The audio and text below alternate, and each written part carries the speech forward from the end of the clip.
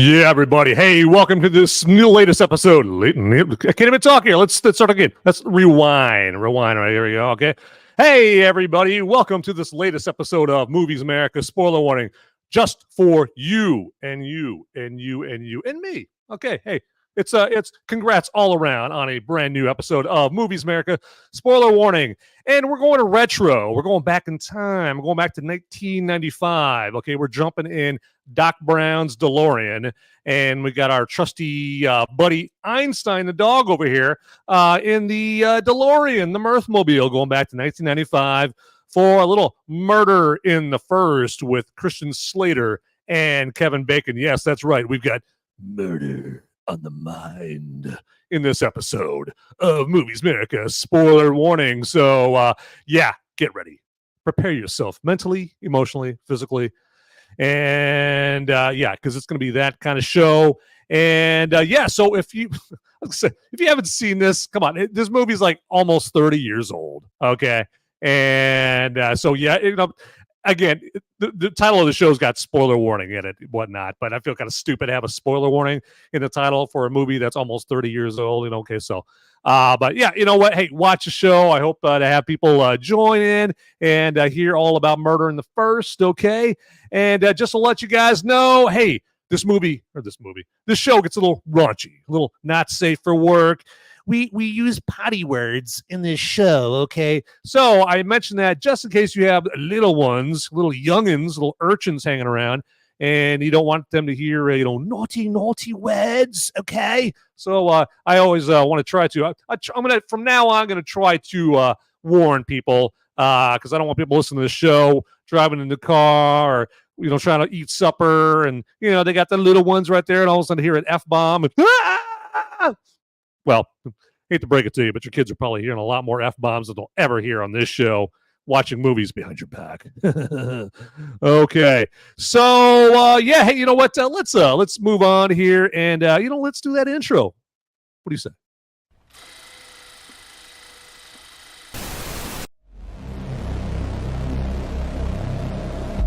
In a world where the number of movies available is great, but many are so bad, you'll learn a new definition of hate. One man sifts and reviews through the movie sludge. One man will be the movie cop, jury, and judge. He goes by many names, but you know him by Movies America.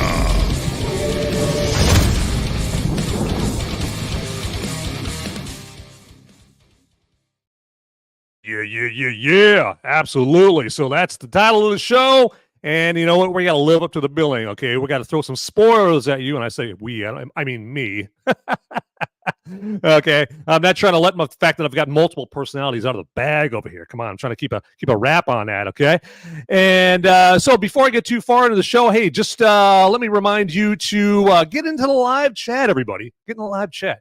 All right, I want to communicate back and forth, okay? I want to hear from you, and I want to hear what you have to say about Murder in the First, questions, comments, chili recipes, whatever you have, okay? So have at it. Go nuts, go crazy, go forth with reckless abandon, okay? It's that kind of show, and it's your opportunity to talk in depth about a movie that's 28 years old. Okay. Which should be a big deal, right? I mean, if I was doing an episode about Jaws, came out in 1975, you'd be thrilled, right? You'd be talking about Jaws, like, hey, Roy Scheider and Richard Dreyfuss, and yeah, it's gonna be great. So hey, we got Murder in the First with Kevin Bacon, Christian Slater, Gary Oldman, okay? And this show is by fan request, because I listen to the peoples, okay? Not like a lot of politicians who don't listen to people. I do. I listen to the peoples. I listen to my adoring public, and I do acquiesce to requests because I wouldn't have reviewed Murder in the First otherwise, maybe not until down the road. But a fan requested it, and I am more than happy to do that. Okay, so hey, check it out, live chat right here. We've got our first customer of the evening. All right, yes. Got Till Death Podcast. That sketchy Jesus dude is weird. Word. Yeah, so yeah, you can get in the live chat in Rumble, YouTube. If you chat with me on YouTube or in YouTube, I can put your chat comment up on the screen, so you get a little moment of notoriety, that kind of thing. Okay, and then also like this episode, subscribe and follow down below. I keep pointing down there because that's where the buttons are at. Okay, and then also hit the notification bell so you get notified whenever there's a brand new episode of Movies Merica. Spoiler warning, just for you. Okay. All right, I think we've covered the housekeeping here. All right, so let's move on with a little Murder in the First, because that's what we've got on all the billboards around the world, is that this episode's all about Murder in the First. And yeah, this movie, I think the only thing I like about this movie is Kevin Bacon's performance in it. He gives it everything. He holds nothing back, and he just, you can tell he really cares about this role, because he read the script and he's like, okay, this is a role I could sink my teeth into. I mean, if you talk to enough actors, this role is one where they are just drooling for a role like this, where it lets them flex their acting chops and be vulnerable and emote and show suffering, because there's a lot of suffering with this Kevin Bacon character in this movie. And I wouldn't blame him to think like, hey, this is the kind of role, these are the kind of roles that Oscars are made of. Okay. Basically, unbelievably, Kevin Bacon did not even get nominated for an Oscar, for at least a Best Supporting Oscar for this movie. Okay. And now, if you want to get nominated for a Best Actor, now who won that year was Nicolas Cage for Leaving Las Vegas. So I don't know if he's going to be beating that, because Nicolas Cage, he brought it too. I mean, he also definitely left everything out on the floor with that role in Leaving Las Vegas. He held nothing back. So I don't know if Kevin Bacon's going to be beating any Nicolas Cage and Leaving Las Vegas. Okay. But yeah, Kevin Bacon, his performance is about the only thing I really like about this movie. I mean, this movie is watchable. It's serviceable. Unfortunately for it, in my eyes, it came out the year after The Shawshank Redemption. And The Shawshank Redemption is just so much better. Matter of fact, I watched Murder in the First last week, and then I had to watch Shawshank Redemption right afterwards. Okay, I felt the compulsion to to watch The Shawshank Redemption right afterwards. Okay, because I just needed to kind of clean my palate a little bit, So it's the coolest fucking story I've ever heard in my entire life. That's insane. Can I hear it again? So I mean, yeah, because when I was watching Murder in the First, I was thinking of other prison movies like The Shawshank Redemption and American Me. Those movies had been out before this movie came out. Because I mean, I saw Murder in the First when it first came out. I mean, I saw it like HBO or Cinemax or something. So I guess not first when it came out or when it first came out, but 95, 96, that area. Okay. And so, yeah, I had just seen The Shawshank Redemption, and, just that movie floored me, just like it floored everybody, right? Or well, I guess the four people that saw The Shawshank Redemption in the theaters. So I looked around, there's three other people watching The Shawshank Redemption with me right there. And now The Shawshank Redemption is like a cult classic, right? I mean, you look at favorite movie lists, of everybody, and they're like, oh, yeah, like The Shawshank Redemption is like in my top 5 right now. And I don't even bother asking people, hey, did you see it in the theater? Because I always know the answer is no. So it's like, but they saw it on VHS or something like that back in the day. And so I guess it's The Shawshank Redemption's fault. I mean, you can't name a movie The Shawshank Redemption and expect people to go see it unless you put like Marvel or DC or Star Wars in front of it. So Star Wars, The Shawshank Redemption. That fucking movie would have made a fucking $1 billion right there. So, but hey, back to Murder in the First. Okay, but yeah, Kevin Bacon's performance was outstanding. It was fantastic. Hey, unfolding Joker here. So every once in a while, you're gonna notice while I'm in mid rant or mid talk, I'm gonna notice out of my right eye someone in the live chat there, and I try to give them their due attention here. But we've got unfolding Joker. Nice. Someone's worth watching is live. Yes, sis. Yes. So I try to live up to the billing. I try to keep the entertainment value at least at like 34% out of 100. Try to, but hopefully I surpass that. But yeah, so Murder in the First, Kevin Bacon's performance, fantastic. Not doing a whole lot of dancing in this movie like he did in Footloose. Okay. Now, in this movie, if he's dancing for the wrong reason, okay? Because he's dancing for a bad reason, a cool reason, because he's in Alcatraz, okay? And but yeah, if you're looking for Footloose 2, this movie ain't it, okay? And now the one thing about, or a big thing about this movie is it does try to portray itself as very accurate, okay? They even have a lot of narration in it from Christian Slater about Henri Young. This happened to him, and he did this, and he did that, and this happened to this. And if you do any research after you watch this movie, if you didn't know this stuff ahead of time, you quickly realize this movie is very full of shit. Okay, about the only thing that's accurate is Alcatraz and the names of the characters, and that's about it. And the fact that there's a trial. Okay. This movie has so many historical accuracies. I think this movie is trying to give Braveheart a run for its money as far as being historically inaccurate. Okay. Now, if you appreciate the movie just for a movie trying to be dramatic and heartfelt and all that, just trying to, pull on the old heartstrings and that kind of thing, but completely bullshit you the whole time while it's trying to do that, then hey, if you can appreciate something like that, then hey, Murder in the First is a movie that you're probably not going to have a whole problem with right there. But yeah, let me show you. Let me kind of give you a little taste as far as how historically inaccurate. Okay, now this movie is so loose. I think 38 Special basically named their song Hold On Loosely after this movie. It is very loose. I mean, it's about as loose as Kamala Harris's climb up the political ladder, if you know what I'm saying. Word, Willie Brown. So as part of this movie, they say that Henri Young ended up in Alcatraz for robbing a grocery store of $5 to feed his starving sister. So he was desperate. His sister was starving, and he just went into a store. We're starving, we're hungry, and he just stole $5 from a grocery store out of desperation. And the grocery store happened to be also a post office, which made it a federal crime. Nope, that's not what got Henri Young sent to prison in real life. Henri Young wasn't just a poor, starving man, stealing $5 for his starving sister. No.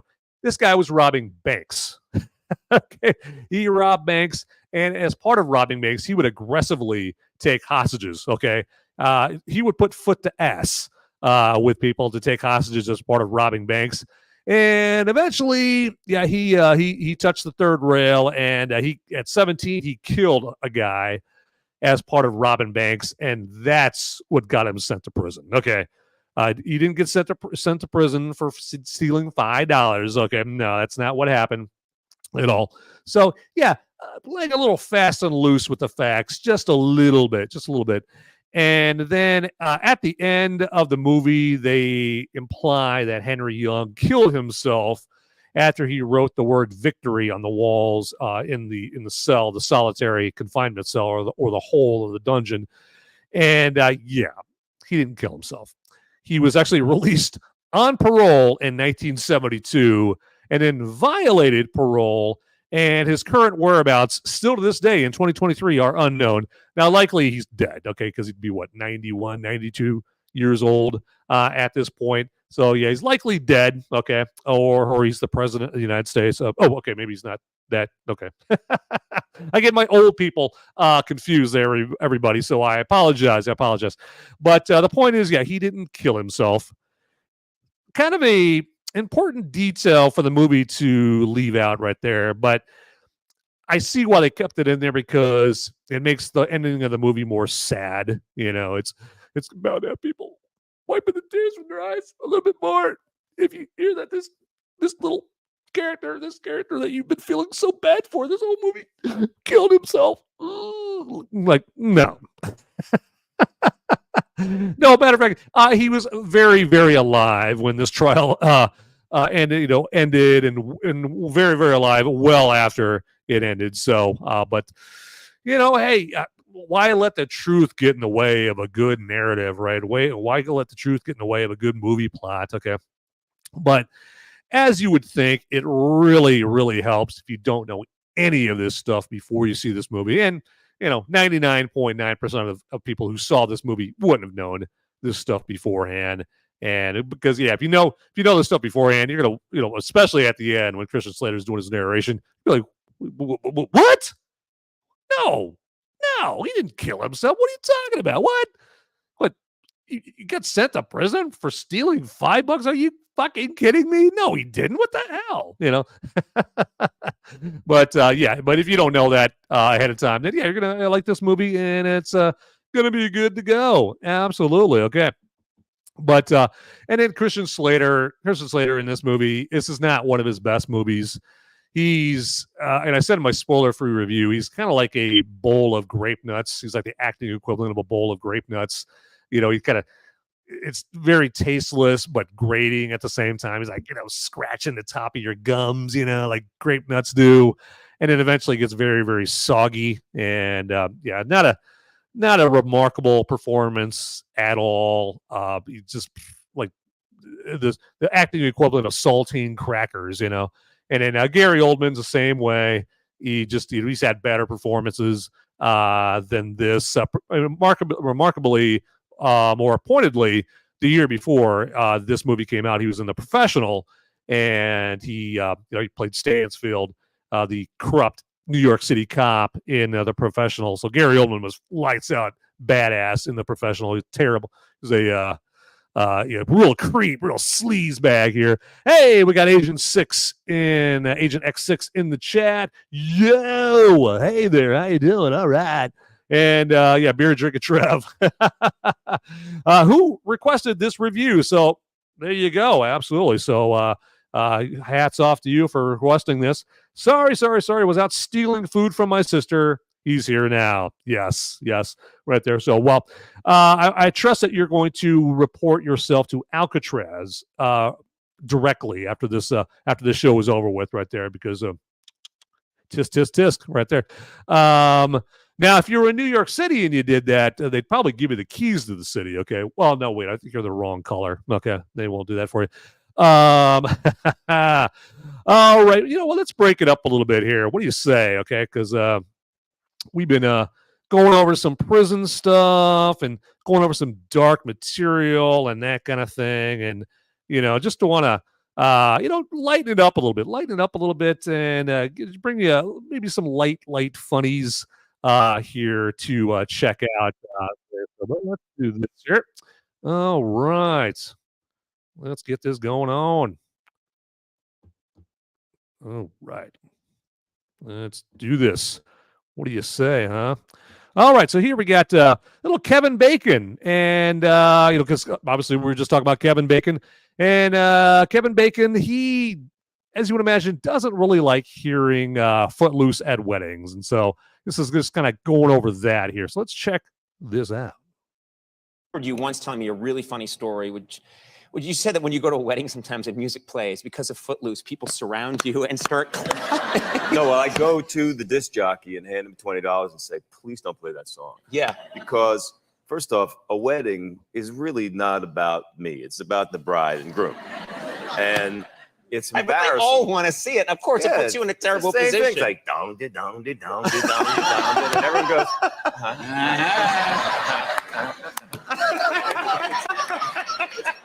It's awful. I mean, it's awful. And the bride's over there, where they, anyway. So I try to avoid that if possible. What's amazing is that I found out you almost didn't get the role in Footloose. You almost didn't get it. And this is a role that really changed your life, but you almost didn't get it. No, that's absolutely true. Well, the producer of the movie wanted me and the director of the movie wanted me, but the head of the studio at the time literally said to them, I don't want that kid. He's not. It's a true story. Now, I was about 24 at the time, and I was pretty sure I was. I mean, maybe I wasn't. I don't know. I think you're right. I don't know. Yeah. But we did. They were very supportive of me.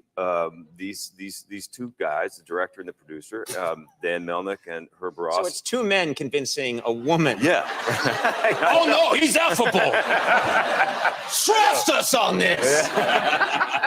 I know, that's weird. I never thought of it. That's that really way. weird. Yeah, that's weird. But they put together a screen test, which I recently saw because it's on like the DVD. They someone literally dug it out of the Paramount archives and put it on the DVD extras of my screen test of me trying to look, whatever. Yeah, you've said it twice, so I'm not going to say it again. You don't have to. Yeah. So what does that reel look like? How do you prove that in a short montage of clips? How do you prove that you are indeed affable? It was all about the camera work, I guess, or something. I don't know. They put different outfits on me. I bet you it's a lot of turning around, looking at it the was. camera. They put outfits on me, and I would come up and go.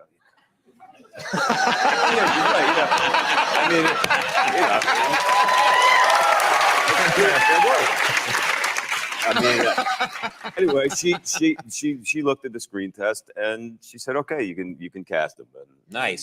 So she reached the appropriate conclusion. Yeah. But do something about him down there. It's a madhouse. Get the spray. Wow, this is such a filthy segment on yeah. That. I mean, I really... try to elevate it, and you keep dragging it down. I miss Conan. Yeah. On this show, I mean. Anyway. Tonight's the night my children are watching. There's so many, I got to mention this, I just want to show one picture. People make portraits of you out of bacon. And it's one of these things online. And I absolutely wish, portraits and sculptures. There's a portrait of you in bacon, which I think is fantastic. Right. And then there's a sculpture of you in bacon. Yeah. I think that looks nothing like you. Yeah. No. You know what? You know what's interesting about this? I think they used your hairstyle. I apologize to my Muslim viewers. We shall continue. On me. It looks like it, yeah. Yeah. Right? It's like my hairstyle and then Andre the Giant. Right. Or like, it looks more like an Easter Island Val Kilmer.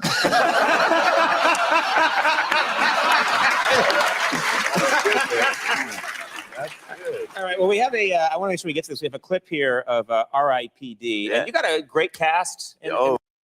Which RIPD sucks, so we will be ending that right there. Just wanted to show a little Kevin Bacon talking about Footloose, get a little Kevin Bacon interview action, since Kevin Bacon is really the star of the show here in Murder in the First right there. All due respect to Christian Slater and Gary Oldman, but Kevin Bacon is the one thing that makes this movie worth checking out here. So beer drinking Trev. Hope they give me Solitary. There you go. A lot of solitude, a lot of thinking time, that kind of thing. And hey, you don't have to deal with assholes and dickheads and all that stuff. It's like you get to have a conversation with yourself all the time. But Agent X6, don't forget to leave a thumbs up before you go to jail. Yes, that reminds me. Thumbs up. Hit the thumbs up down there, everybody. Agent X6. Thanks for keeping me on track. Yes, absolutely. Reminding everybody. Shout out to Kevin's Bacon and Wild Things. It says beer drinking trip. Absolutely, yeah. Shout out to Denise Richards. Yeah, there you go. I think we all fast forward to a particular scene, watch it, and then we don't watch any of the rest of the movie. That's one of those movies where you're just like, what happens in the rest of the movie? Oh, that's right. I don't give a fuck. Okay. I just care about what happens in that one scene, and that's it. Okay. Absolutely. So it's like, why they call it Wild Things? There's one wild thing that I am interested in. Okay. All right. And then once I see that one wild thing, I wildly get the hell out of that movie. Okay. So, okay. All right. Well, hey, let's do this right here. Let me tell you all about our little there we go. Let's do that again. There we go. And we've got nothing going right here. There we go. All right, guys. I'm getting a little too wild over here with the old banners. All right. So, yeah, let me tell you, my friends, family, my Muslim viewers, all about tdpn.locals.com. That is our website that has all our fantastic content, like blogs and videos and articles about movies and entertainment and politics and hot button issues and bacon sculptures of Kevin Bacon and funnies and that kind of thing. So cocktail recipes, got Sean on there, and he's got, good old boozy cocktail recipes for your heart's pleasure, your heart's desire, for your boozy pleasure. And so check out tdpn.locals.com. And as you see at the very bottom, for a limited time only, if you put in promo code TDPN, you're going to get 1 month free membership. What? Yes, you heard me right. 1 free month of tdpn.locals.com. Yes, the hoity-toity, the elites of websites right there. Okay.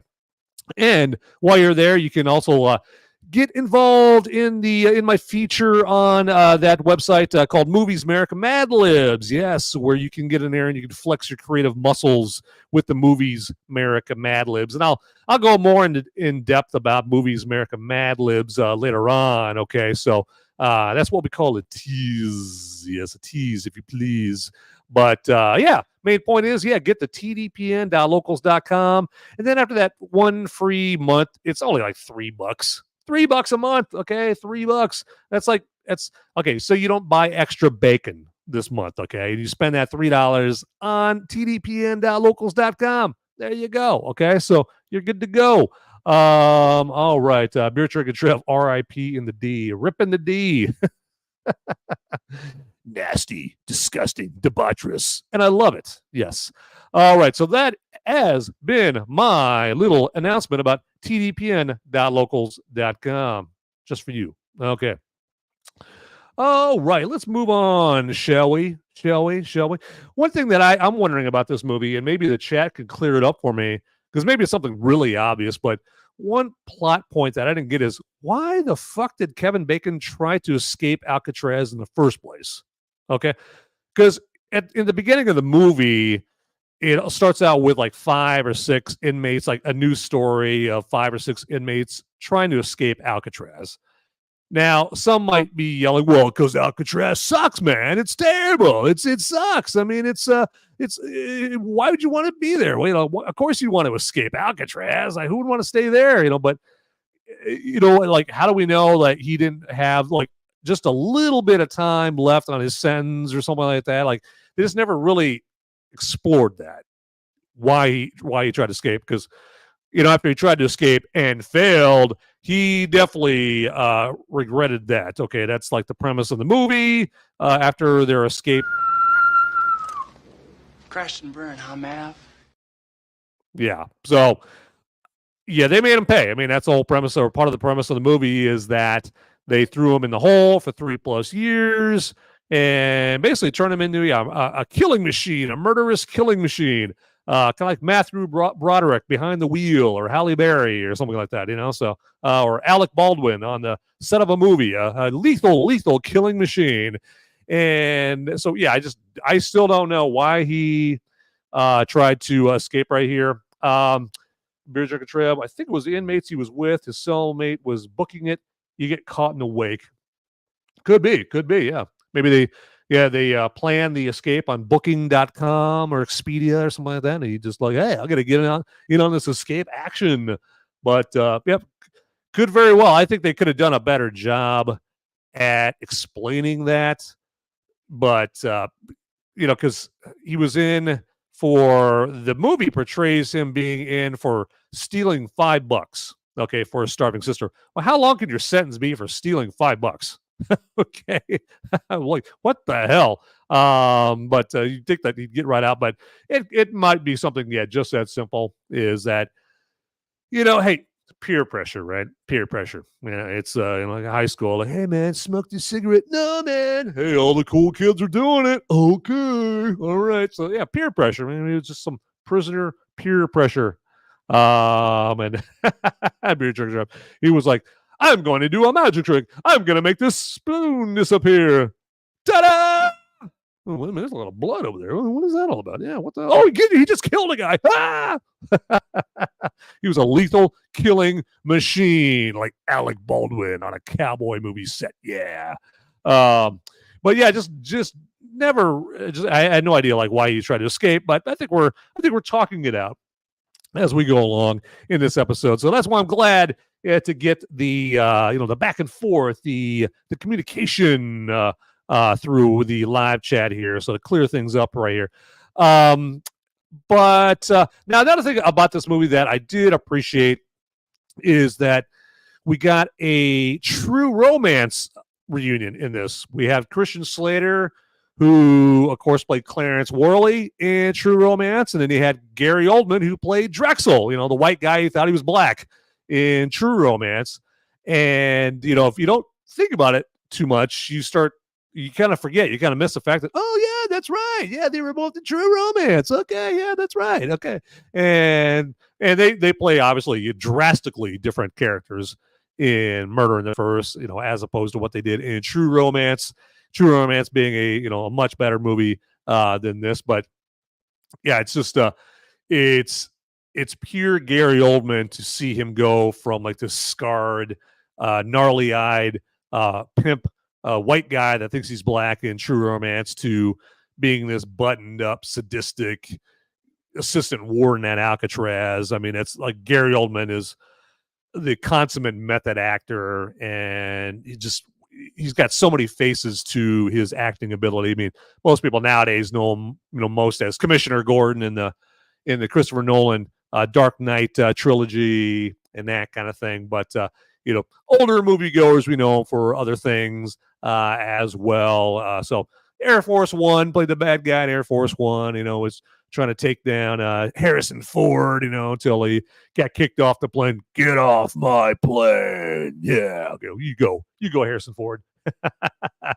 Yeah. So this is just so many things about this movie here. About I mean, it's amazing that you didn't have better acting in this, because you've got some heavy hitters as far as actors go in this. I mean, you got Ermey from Full Metal Jacket. What is this?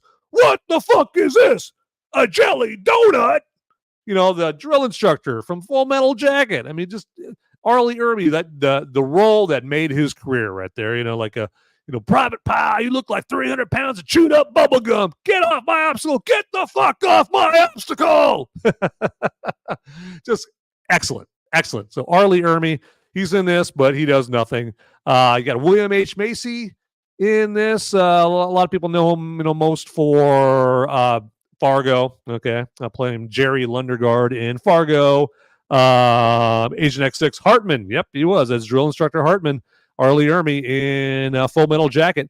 Now, speaking of Full Metal Jacket, what I remember about that movie the most, as far as my own personal experience, is for some reason I stupidly decided to watch it the night before I went to basic training. So, yeah, not a smart thing, but it did lend some credence, because I went in the Air Force. Okay, so obviously the Air Force basic training isn't as hard as Marine Corps basic training. Particularly in the era of Full Metal Jacket, back in the 60s on Paris Island. But yeah, it had me nervous. Had the spiders in your stomach. You're like all nervous. Oh my God, I'm like on this bus. I'm gonna meet my drill instructor, and I'm gonna be in basic for the next 8 weeks. And holy shit, this is gonna just suck and that kind of thing. And that was made all that much worse by watching Full Metal Jacket the night before. But then oddly enough, about 2.5 weeks into basic training, it occurred to me that, okay, this isn't near as bad as what was in the movie, what was in Full Metal Jacket. Okay. Obviously, as you would imagine, we didn't have the kind of PT that they did in Full Metal Jacket, in Marine boot camp, that kind of thing. So, and now my drill instructor, I think he was actually even more talented than Sergeant Hartman in Full Metal Jacket, because my drill instructor, he was a cruel son of a bitch. Okay. He was a mean motherfucker, but he was also a born again Christian. So we had to ream our asses. We had to fucking chew our asses out, but he wouldn't swear. He wouldn't curse. He wouldn't cuss. Okay. So he had to come up with some imaginative shit. Okay. And boy, fucking did he. Okay. And now every other drill instructor on the base, they were like, fuck you, you're a fucking maggot, fuck you, you're a fucking loser. You know, like, this guy had to come up with original shit. And I'm surprised. I wouldn't be surprised if I heard that this guy was a stand-up comedian after he got out of the Air Force, all right, because we had a hard time not just pissing our pants laughing while this guy was like just busting our balls and that kind of thing. So, yeah, Sergeant Dambacker, I still remember him, that motherfucker. Let's check out live chat right here. Yeah, Oldman is boss. You're absolutely right there, beer drinking Trev. Oldman is just look at his filmography. Just get on YouTube or Rumble and just look up Gary Oldman roles or Gary Oldman movies, and just fucking incredible. You look like you could suck a golf ball through a garden hose. Did your parents have any children that lived? What are you trying to squeeze an inch in on me? Yeah, man, I love it. Yeah, Asian X6, you got that right. I love Full Metal Jacket. Hell, I like it. You can come over to my house and fuck my sister. I'll PT you until your assholes are sucking buttermilk. Are you a Peter Pupper? Texas, hell, the only thing that comes from Texas is steers and queers. And I'll see any horns on you. Yeah, I love it. I love it. Like, yeah, just choke yourself. Choke yourself. Don't grab my hand. Oh, yeah, Sergeant Hartman was hilarious. Didn't end too well for him in this movie, that's for sure. So, but Arlie Ermey, yeah, that made his career. And interestingly enough, as you guys probably know, he was a drill instructor in the Marines in real life before that. So, because he was like just doing military, just a consultation for the movie, and then for Full Metal Jacket, and then he ended up getting to play Sergeant Hartman. Absolutely. Hey, Jada Ron, what's going on? What in the wild world sports is going on here? Hey, we got a Blazing Saddles mention. I like that. Absolutely. Basic training. Yeah, welcome to Movies America. Spoiler warning. Basic training, Jada Ron. Stop and give me 50. All right. Yeah, we got one big happy family here in Movies America. Spoiler warning. Absolutely great to see you guys. Okay. So, you know what? Hey, let's break up the murder in the first again. All right. And let's do this. We're just going to show you a little video. Okay. So we're going to make like it's you're back in school and the substitute teacher is giving he's basically teaching the class, and you are going to just get to watch a video. Remember that when you were in school? And all of a sudden you get a substitute teacher, or you can't even get a substitute teacher, and your principal has to teach class, and they're just like, hey, we're just going to have you like watch a video. We're just going to throw a movie on for you. Okay. And you're like, yes. All right. Yeah. I love it. Class. Not at all. Not at all. All right. So let's get this going here and rock and roll. Let's pause that. Okay. Got to get our ducks in a row here, everybody. Ducks in a row. Okay. That out there. All right. You guys eat some jelly donuts while I'm doing this, okay? So get yourself a jelly donut. I love that. I love it say, like, he opens up the foot, like, what is this? What the fuck is this? A jelly donut. A jelly donut. Do we allow chow in the dormitory in the barracks? I love it. I love it. Check it out. Live chat here real quick. Anything with Gene Wilder is amazing. Yep. Yeah. Stir Crazy, Silver Streak. Yep, absolutely. Roll the TV into the classroom with some VHS tapes. Yeah, love it. I love it. Okay, so let's get back over here and share, because I'm in a sharing mood. Let's do it. Okay. Play. Rolling. Hello. That's right. Flanking my left shoulder today is a very upbeat. I should probably, kind of let you know what we're watching here. So Kevin Nealon, as you can tell here, he's got his show where he hikes in the Hollywood Hills and he has guests on here. And in this episode, he happens to have Christian Slater, one of the stars of Murder in the First. And I think this came out like in 2018, this episode. So yeah, we're just going to get to know Christian Slater a little bit better here. So you bet. Enigmatic Christian Slater. Greetings and salutations. Greetings Christian. and salutations, buddy. Here we are. Did people do that to you a lot after Heather's? Every now and then. Yeah. Yeah, sometimes. Such a great film. Can you believe this year marks the 30th anniversary of its release? No, I cannot. Come on, Mr. Robot? Yes. Oh, what a thrill to be on a show like that. Oh, huh? buddy, let me tell you. Jeez. It has It's so been good. the greatest journey. I've loved it. It's just. Did you audition for that, or did you get just they? Well, to you?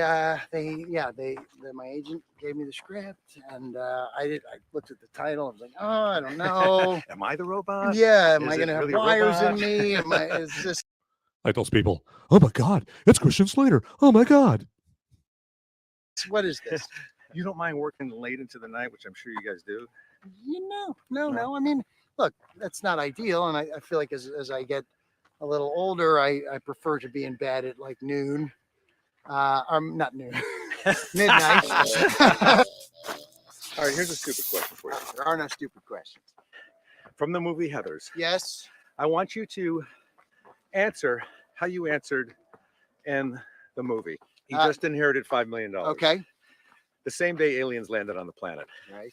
and they say they're going to blow up the Earth in 2 days. Right. What do you do? That's the stupidest the question question. I've ever heard. Yes, that's That's the first part. that's the answer I gave. For those of you that got that right, congratulations. Yeah, congrats. I think Christian Slater's out of shape. What do you guys think right there? He looks like he's on the struggle bus a little bit, trying to keep up with old Kevin Nealon. I don't know. It's Christian Slater did a hell of a lot of drugs. He did a metric ton of drugs way back in the day, and rested multiple times. So maybe that's catching up with old Christian Slater right now. But yeah, it looks like he's feeling it a little bit. How about patience? Do you have patience? Patience. I've had to learn patience. Yeah. Let's fast forward a little bit here. So this part is a little dull. Fantastic thing, and I used to do it a lot more. Certainly when I lived here. You were just going through a period where you're trying to find yourself and Yeah, kind of well, grow a little bit, and right, Yeah, I mean, yeah, there was no doubt about it. I mean, which a lot of people do, by the way. of course. I mean, I think that's sort of part of the journey. My foundation was a little nutty. My Yeah. father was an actor, and Your whole family was in whole in family is film in the show business. world, yeah. In show business. And you went to some really great schools for training. uh, Hi, we're just talking about you guys. hello. Christian Slater. Hey. I love blowing the covers. Oh, it's great. Yeah. They're like, if you're not Harry Styles, we don't know who you are. Which way do you want to go? See Straight? what this looks like. Okay. Yeah. Let's see. We're closer to the edge here. Right at dead end? We got to go back this Yeah, way. we do. All right. We got to tackle the steep one.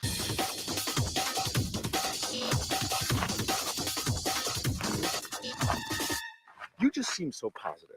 Really? I didn't really know you that well before we worked I've climbed that hill. Yeah, it's a test. together on SNL. But Yes. But the more I talk to you, the more I see like everything's good, man. Let's do it. Anything's possible. It's all good. Yeah. Are you apt to say yes to things more than no?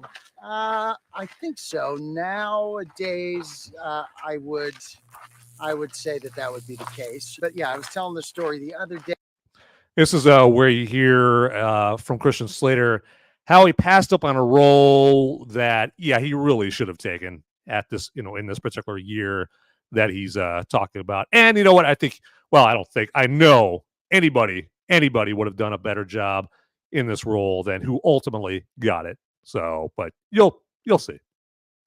Day about like a movie I passed on. Yeah. Okay.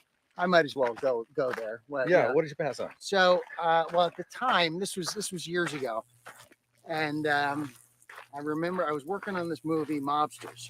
Yeah. So I was a big shot, in the thing, and feeling really cocky and arrogant about stuff, and like, oh, I only have time for so much. And here, you want to let her pass? Oh yeah, sure. No.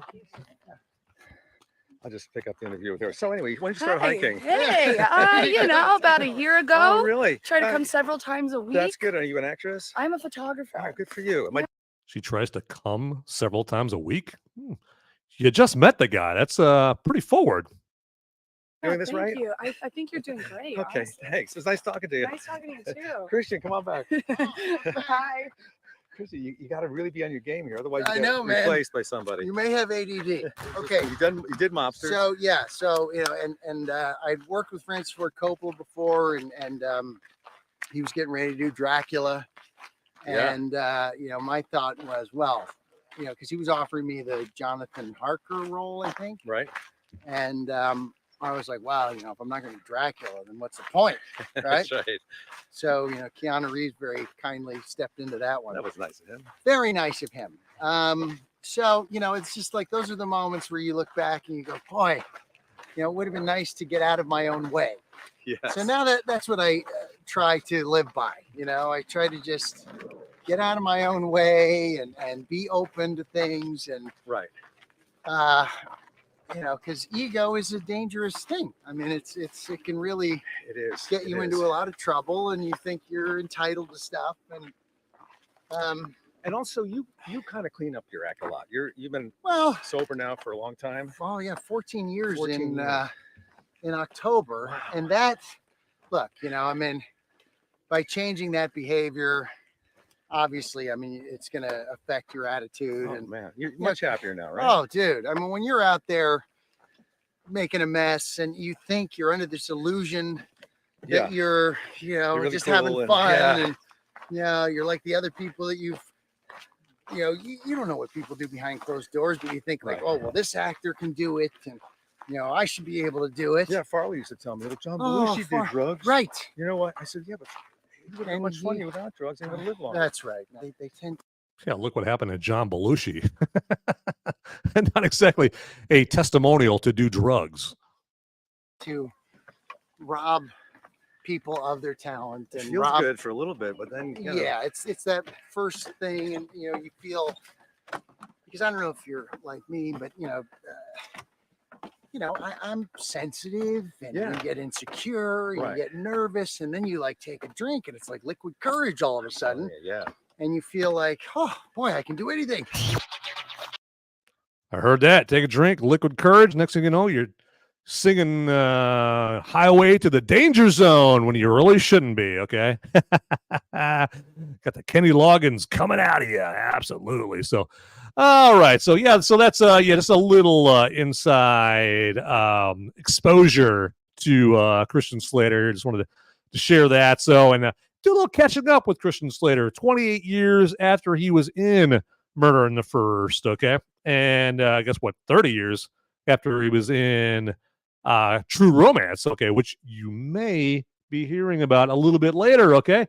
Let's check out live chat, see what we got over here, okay? Because I don't want to leave anybody out. I see PSD, Professor Savage Dad, has joined the live chat, has joined us here. Appreciate you joining us. Absolutely. Yeah, way to join the family. All right. And we got what else we got here? Oh, yeah, we got I think Christian Slater, Kevin Bacon are both actually below 6 foot. Yeah, at least Christian Slater is, I'm pretty sure. Yeah, so I can't say about Kevin Bacon. Not sure whatsoever. So we got a Gleam in the Cube mentioned here from Beer Drinking Trev. Yep, the first movie role for Tony Hawk. So, if you check out Gleam in the Cube, as you would think, Tony Hawk is in that movie. So it's a skateboarding movie. Come on. What else we got here? Yeah. Yeah, Beer Drinking Trev. Is this that scene from Broken Arrow? Yes. Yeah, that's a lot of desert scenery in this video I just played in Broken Arrow. So, yeah, you might be hearing about Broken Arrow a little bit later on as well. So, just saying. Professor Savage Dad, I don't even know what to do with that comment. Us photographers do have a libido. Okay. They say you jerk off to your camera. Is that what that is? Maybe I'm thinking about that a little too much. I don't know. So who knows? Hey, dear Sarge. Hey, welcome, dear Sarge. Welcome into the Movies Merica cult. Have some Kool-Aid. All right. Dear Sarge was planning on tuning in today, but lost track of time. Thanking Unfolding Joker. Yes, stepping up to the plate, posting a reminder for this on Gab. There you go. I'm glad that you're looking out for me and spreading the word, spreading the love. I love it. Yeah. All right. And Dear Sarge is going to be with us here for as long as they possibly can. And hey, Dear Sarge, with the $5 Rumble Rat. Thank you. Five. There we go. $5 Rumble Rant. Which reminds me, hey, you know what? If you're feeling generous and you got too much money, burning a hole in your pockets, and you're like, you know what? I could give money to a charity. I could, give it to some charity to, feed some starving kids in Africa. Maybe send some money to a pet shelter or something like that. But nah. I think Van needs it more because Van needs beer money. So if you're feeling that way, if that's your zone, that's your vibe for the evening, then yeah, you can Rumble Rant me. You can give me a Rumble Rant, and all I gotta do is hit that button that has a $sign down by the live chat, and click on that, and you can choose your denomination. And if you happen to hit a couple more zeros than you intended, that's perfectly okay. Pay no mind to that. Just pay it anyway. All right, but yeah, again, dear Sarge, thanks for the $5. I appreciate it. And Asian X6, our cult Kool-Aid tastes like movie theater butter. Well, I got my cult Kool-Aid recipe from Michael Jackson. Okay, so he was so kind to give me his recipe right there, and it's pretty effective. So it's this is like Jesus juice, but a little bit more potent. Okay, so but yeah, I'll drink to that.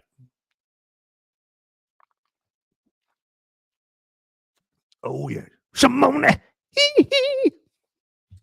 Oh, that's my lights out, dead on Michael Jackson impression. So you're welcome. Yep, there you go. All right, hey, you know what? Drinking that brew right there just reminded me that we should do a little brew review time. A little brew review. Get that going on. I mean, because it's not going to do itself. All right, it's a time for drinky because I'm a little parched. So let's get a little brew review time in. Let's do it.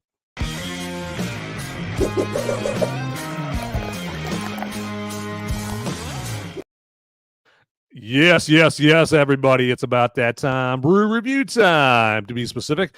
And brew review time for, just in case we have some newbies here on the show. What is brew review time? Well, brew review time is where I review a brew. Get it? Brew review time. And so, because, I mean, everybody, there's a lot of shows that review movies, right? A lot of it. You look on YouTube and Rumble, there's 71,003,000, whatever, shows that review movies, but not a whole lot, if any, besides this one that reviews brew for you, okay, while reviewing movies. So, as you saw right there, we got a little Samuel Smith's Nut Brown Ale from our friends across the pond, the UK. Yeah, absolutely. And this is a great beer. Okay, I don't endorse every one of the beers that I talk about on here, but this one I definitely will. Samuel Smith knows what the fuck they're doing when it comes to the beer. Okay, and it could be because actually they brew their beer from this old well that they get their well water from, and that well water is basically dates back to 1758. Okay, now, when I say 1758, that doesn't mean the water. Okay, they're not getting stagnant, nasty water that's been sitting there since 1758. No, the well has been there since 1758. Okay, but that, along with the excellent barley malt and the yeast and the aromatic hops that they put in this bad shit right here, this excellent shit, I should say, just makes it taste so tasty. It tastes so good when it hits your lips. Let me demonstrate. Oh yeah, that's a genuine. Oh yeah, okay. But yeah, so just the aromatic hops and the barley malt, the great yeast, just gives it this fantastic liquid nirvana flavor. if I'm going to be honest with you. And again, I'm not getting any money from Samuel Smith's or anything like that. Okay. Now, Samuel Smith's is not the most obscure beer that you can find, or Samuel Smith's Nut Brown Ale to be specific. It's probably not the most obscure beer. So chances are you can probably find it where you live. But just in case you can, you go like drizzly.com, it's DRIZLY.com, or gopuff.com. I'm not getting any money from those websites either, but I want you to be able to get fantastic shit. I got to turn that the right way. There we go. Fantastic beer like this available to you. I want you to get your hands on this, okay? And so brew review time. It was about time I do some Samuel Smith's Nut Brown Ale here. I think I've done it before. I might have accidentally done this beer. I say accidentally done this beer again, or reviewed this beer before in brew review time. But hey, you know what? If I have, you know what? So what? Okay, it's good beer. Okay, so let me take another tug off this bad boy.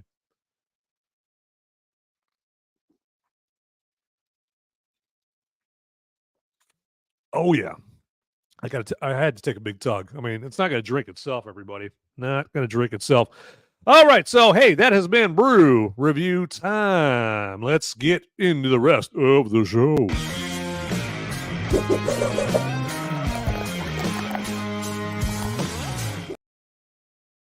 All right, I don't know what happened right there. Woo, boy, got a little ghost in the machine. I don't know what happened with that.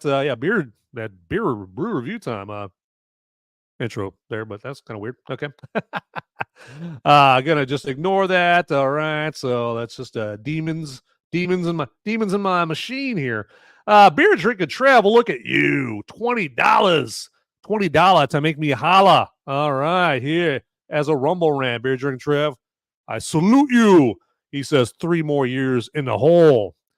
Hey, you know what? Hey, $20 is $20. If I got to do another 3 years in the hole, or if I got to do my first 3 years in the hole, I got to do it. Okay. All right. So it's, and he's probably doing that so that everyone's spared for 3 years from episodes of this show right here. So, but appreciate that beer drinking, Trev. I will drink to that.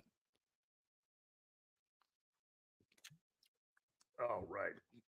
And yeah, hey, any comments, questions about Murder in the First or anything, by all means. Okay, well, I should say anything. I mean, this isn't Loveline. I'm probably not going to be giving you relationship advice, or I might give you relationship advice just to fuck with you. I don't know, but probably the relationship questions probably not the best thing to send here. But the movie questions, entertainment, that kind of thing, absolutely. Professor Savage. Brown nut and mouth is Van's jam. You saw me in San Francisco? What the hell? I thought I was by myself. Yeah, Professor Savage. I can meme with this, but first lifting. Yeah, probably lifting some brown guy's cock. Yeah. Tug that brown nut. It's a family show, everybody. Family, okay? Bring your kids in. Bring them in. Let them watch. It's totally wholesome, totally clean. Good, clean fun here in Movies America. Spoiler warning, absolutely. I want to make sure I don't miss anybody here in the live chat. And I think I'm on top of my live. Oh, Pooh Monkey. Pooh Monkey has joined us. Hey.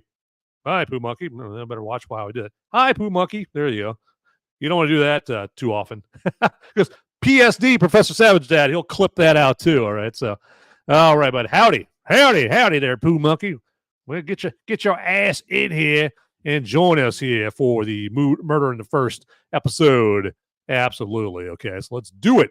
Yeah, it just the one thing about this movie, or yet another inaccurate thing about this movie, is how it implies, it doesn't imply, it just straight up tries to say that this Henri Young case is the case that got Alcatraz shut down. But this case actually wrapped up, this trial wrapped up in 1942, but Alcatraz didn't close until 1963.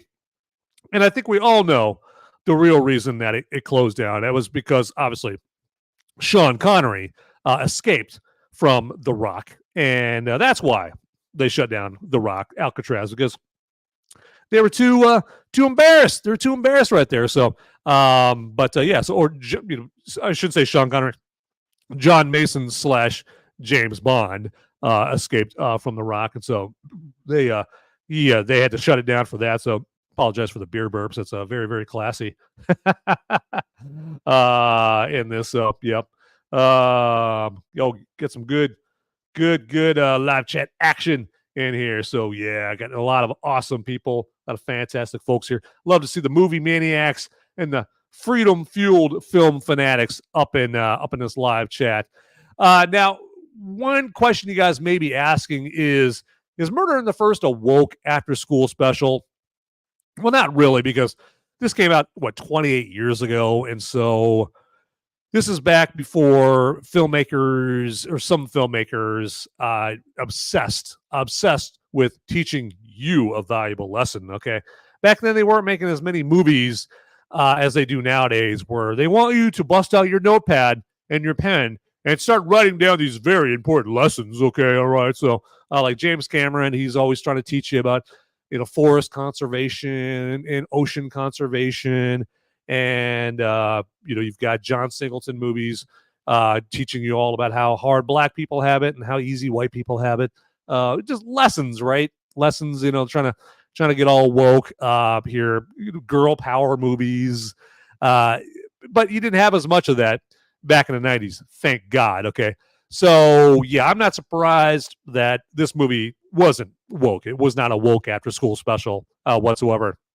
Now, the closest thing, and this is a stretch. Okay, this is me really, really reaching here as far as something that would even be in the same universe of woke, is just the sheer sugarcoating of Henri Young's life, Kevin Bacon's character in this movie, in the screenplay, and then the extremely critical portrayal of Alcatraz, and that just makes you suspect that this movie, the story, the screenplay, comes from a very liberal place. Well, obviously, dollars to donuts it does, because we're talking about a movie obviously made in Hollywood, and 99.7% of the people that live in Hollywood, work in Hollywood, are liberal. And so, to kind of nail down more specifically what I'm getting at here, is that this movie kind of reflects that common liberal philosophy that everyone, or most people in prison, are really innocent. Okay, they're really innocent. They're in there against their will. Okay, everybody in prison is Andy Dufresne from The Shawshank Redemption. Okay, and Hollywood, as you know, salivates over the philosophy that everyone in prison, or most everyone in prison, is innocent. Right? They're all unjustly accused by, no doubt, some evil white people. Okay, and so Hollywood loves to make movies about this kind of story, okay, based on this philosophy. It doesn't matter how full of shit the movie is, like Murder in the First, okay. They want to get that impression out there to everybody that everyone in prison is innocent, okay. Now, that's not really woke. That's just Hollywood being a complete fucking idiot, okay, and just having their thumbs up their asses with that kind of philosophy. So it's just kind of like bubble-headed communist thinking, that they're thinking most people that are in prison are unjustly accused, or I should say, most black people or minorities in prison are innocent. The white people are all guilty as charged. I mean, they're definitely guilty. They're guilty of being white. Pooh Monkey, I just watched Shawshank a half hour ago. Yeah, there you go. Excellent. I was just saying earlier that, yeah, I had to watch The Shawshank Redemption right after this. I was inspired to watch it right after seeing Murder in the First. And I was joking earlier that it was kind of a palate cleanser. No, it wasn't really a palate cleanser. It was just this movie, Murder in the First, reminded me of The Shawshank Redemption. And you know what? God, what am I up to? Probably 27,134 times watching The Shawshank Redemption there. So, but another prison movie that I would recommend here while it's top of mind, that I talked about, what was it, a couple weeks ago when I did my Equalizer 3 show here, is The Hurricane. Definitely check out The Hurricane if you haven't seen it. It stars Denzel Washington, okay? And it's a movie where not a whole lot of people have seen it, so I make a point of mentioning it as often as I possibly can. Okay. And you'll watch The Hurricane, and you're going to be like, what the hell? How did I miss this Denzel Washington movie? And yeah, you're going to be wanting to kick your own ass, and rightfully so. How could you miss The Hurricane? Okay. And Denzel Washington did get nominated for Best Actor for that movie, but he did not win. But yeah, so just to mention another prison movie like Murder in the First, I wanted to mention The Hurricane. Check it out. So, all right, yeah, here comes the story of the hurricane. Beer drinking Trev says, yes, exactly. So if that sounds familiar, that's because that's the lyrics to the Bob Dylan song about the hurricane, or Reuben Hurricane Carter, the main character of the Denzel Washington movie, The Hurricane. Yeah, so absolutely. All right, so love it. Love it.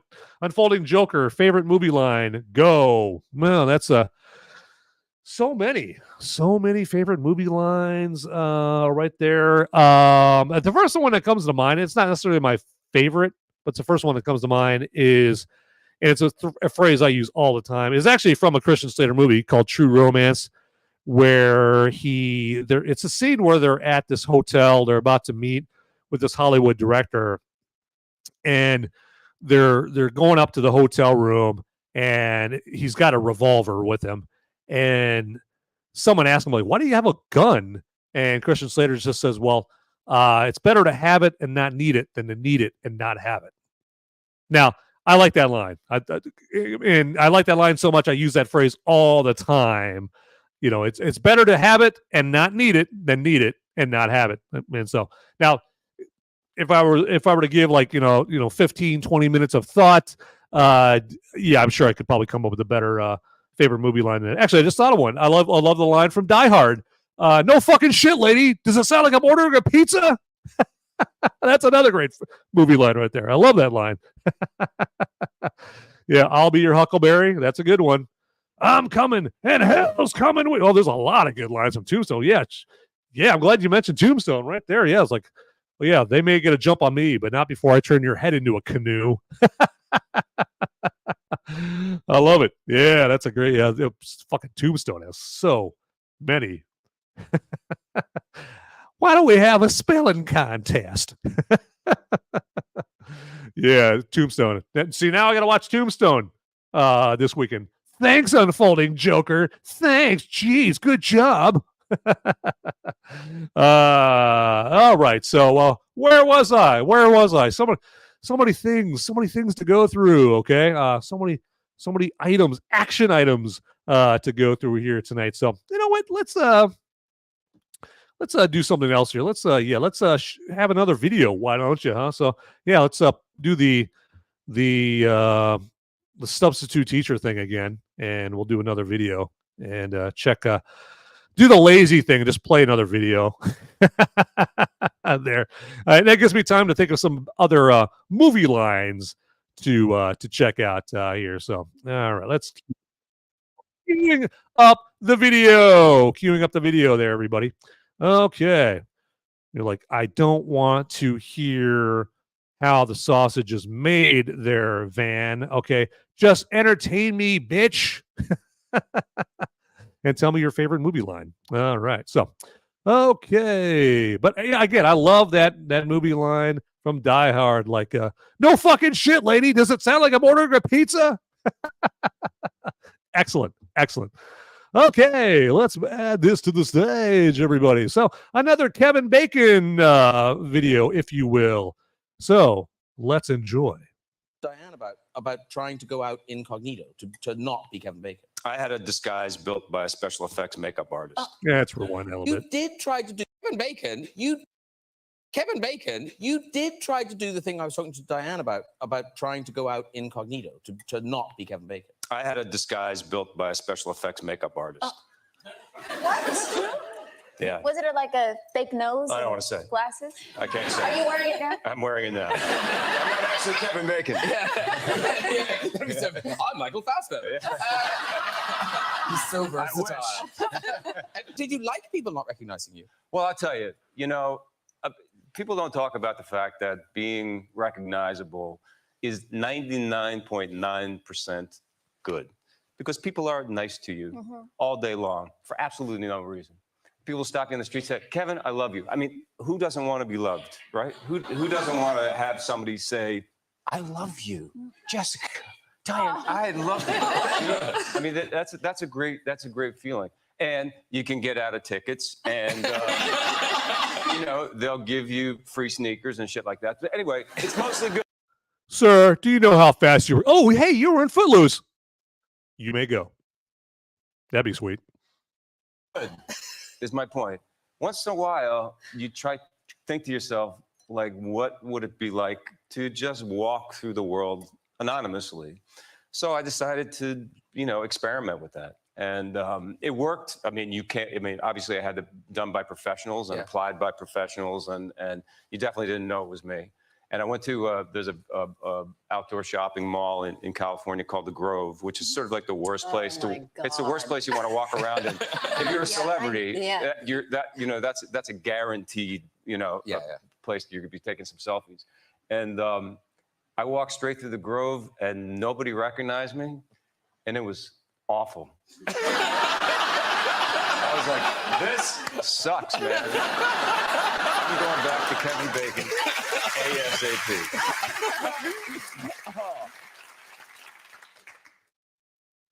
All right, enough of that right there. So, yeah, that's a tough problem to have right there. Tough problem. Right, enough of that. Right. Let's get out of that. All right.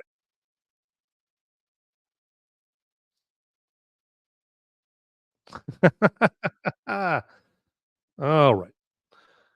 Get out of that.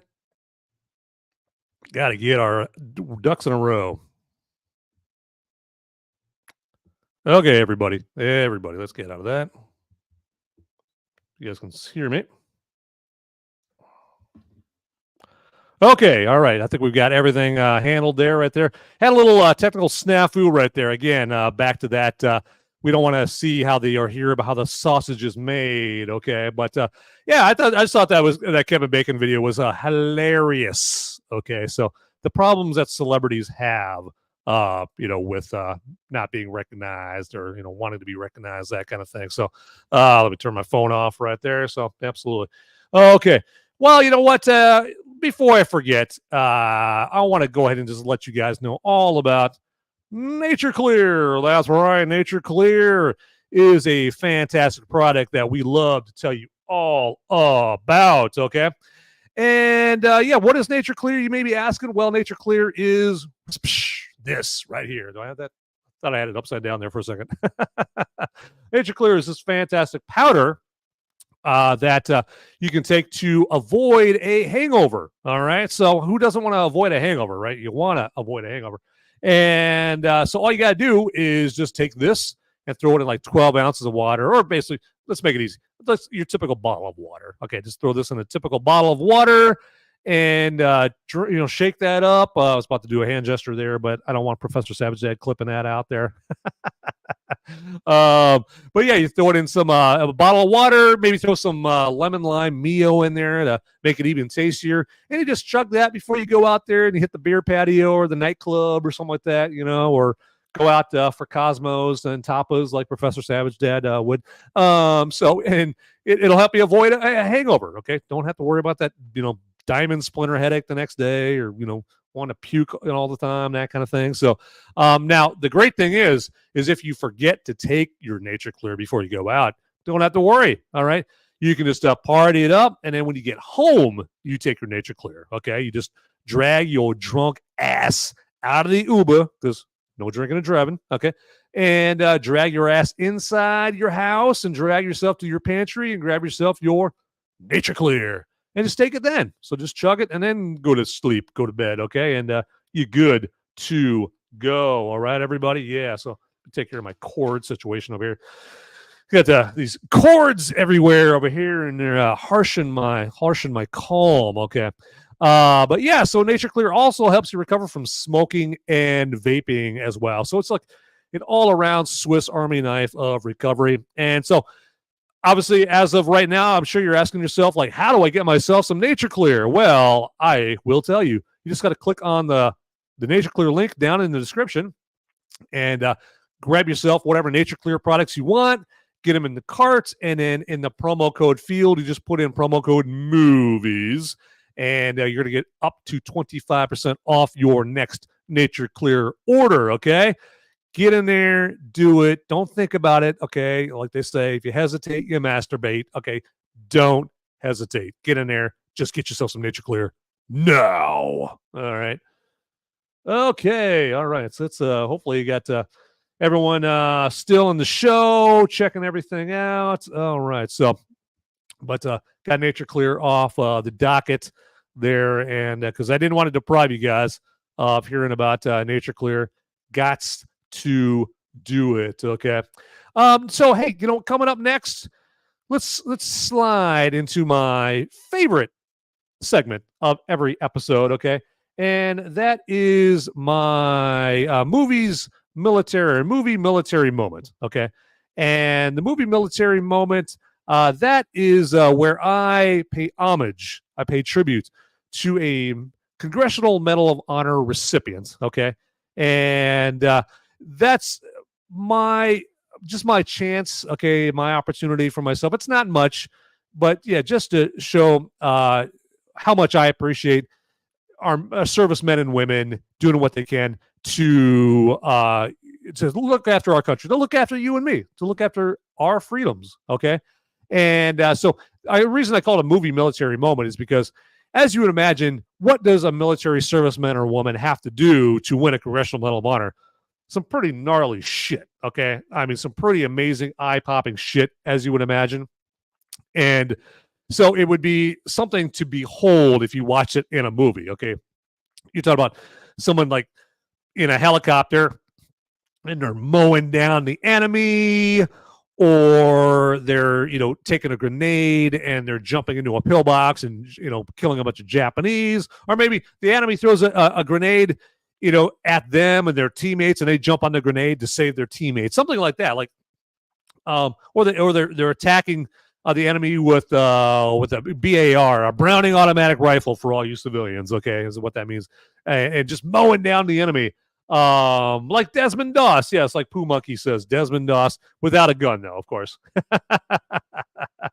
Yeah, there you go.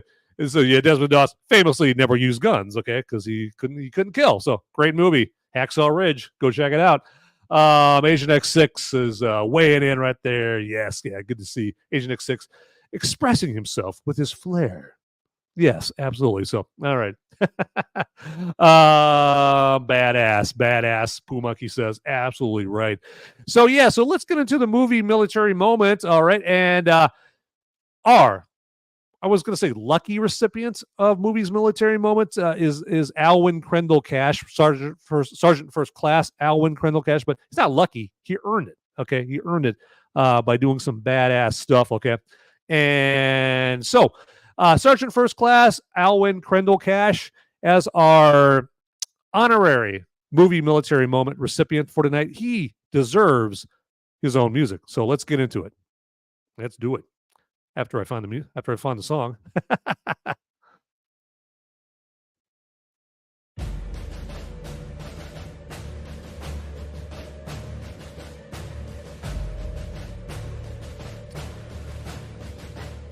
This is the movie military moment, ladies and gentlemen, boys and girls. And this episode's movie military moment recipient is one Sergeant First Class Alwyn Crendell Cash. Let's learn a little bit more about Sergeant First Class Cash, if I can get that out. Sergeant First Class Alwyn C. Cash distinguished himself by acts of gallantry above and beyond the call of duty while serving as platoon sergeant with Company A, 1st Battalion, 15th Infantry Regiment, 3rd Brigade, 3rd Infantry Division in Salah ad-Din Province, Iraq. Get all that? On October 17th, 2005. While on a nighttime mounted patrol near an enemy-laden village, the Bradley fighting vehicle, which Sergeant First Class Cash was commanding, was attacked by enemy small arms fire and an improvised explosive device, or IED, which disabled the vehicle and engulfed it in flames. After extracting himself from the vehicle, Sergeant First Class Cash set about extracting the driver who is trapped in the vehicle. After opening the driver's hatch, Sergeant First Class Cash and a fellow soldier extracted the driver who was engulfed in the flames. During the course of extinguishing the flames on the driver and extracting him from the vehicle, Sergeant First Class Cash's fuel-soaked uniform ignited and caused severe burns to his body.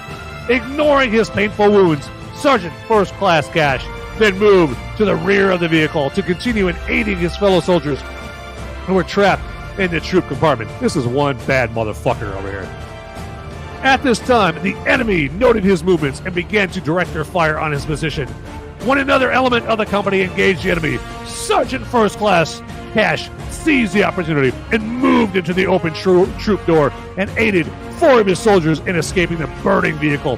Having extracted the 4 soldiers, Sergeant First Class Cash noticed 2 other soldiers had not been accounted for, and again he entered the vehicle to retrieve them. At this time, reinforcements arrived to further suppress the enemy and establish a casualty collection point. Despite the severe second and third degree burns covering the majority of his body, Sergeant First Class Cash persevered through the pain to encourage his fellow soldiers and ensure they received needed medical care. When medical evacuation helicopters began to arrive, Sergeant First Class Cash selflessly refused evacuation until all the other wounded soldiers were evacuated first.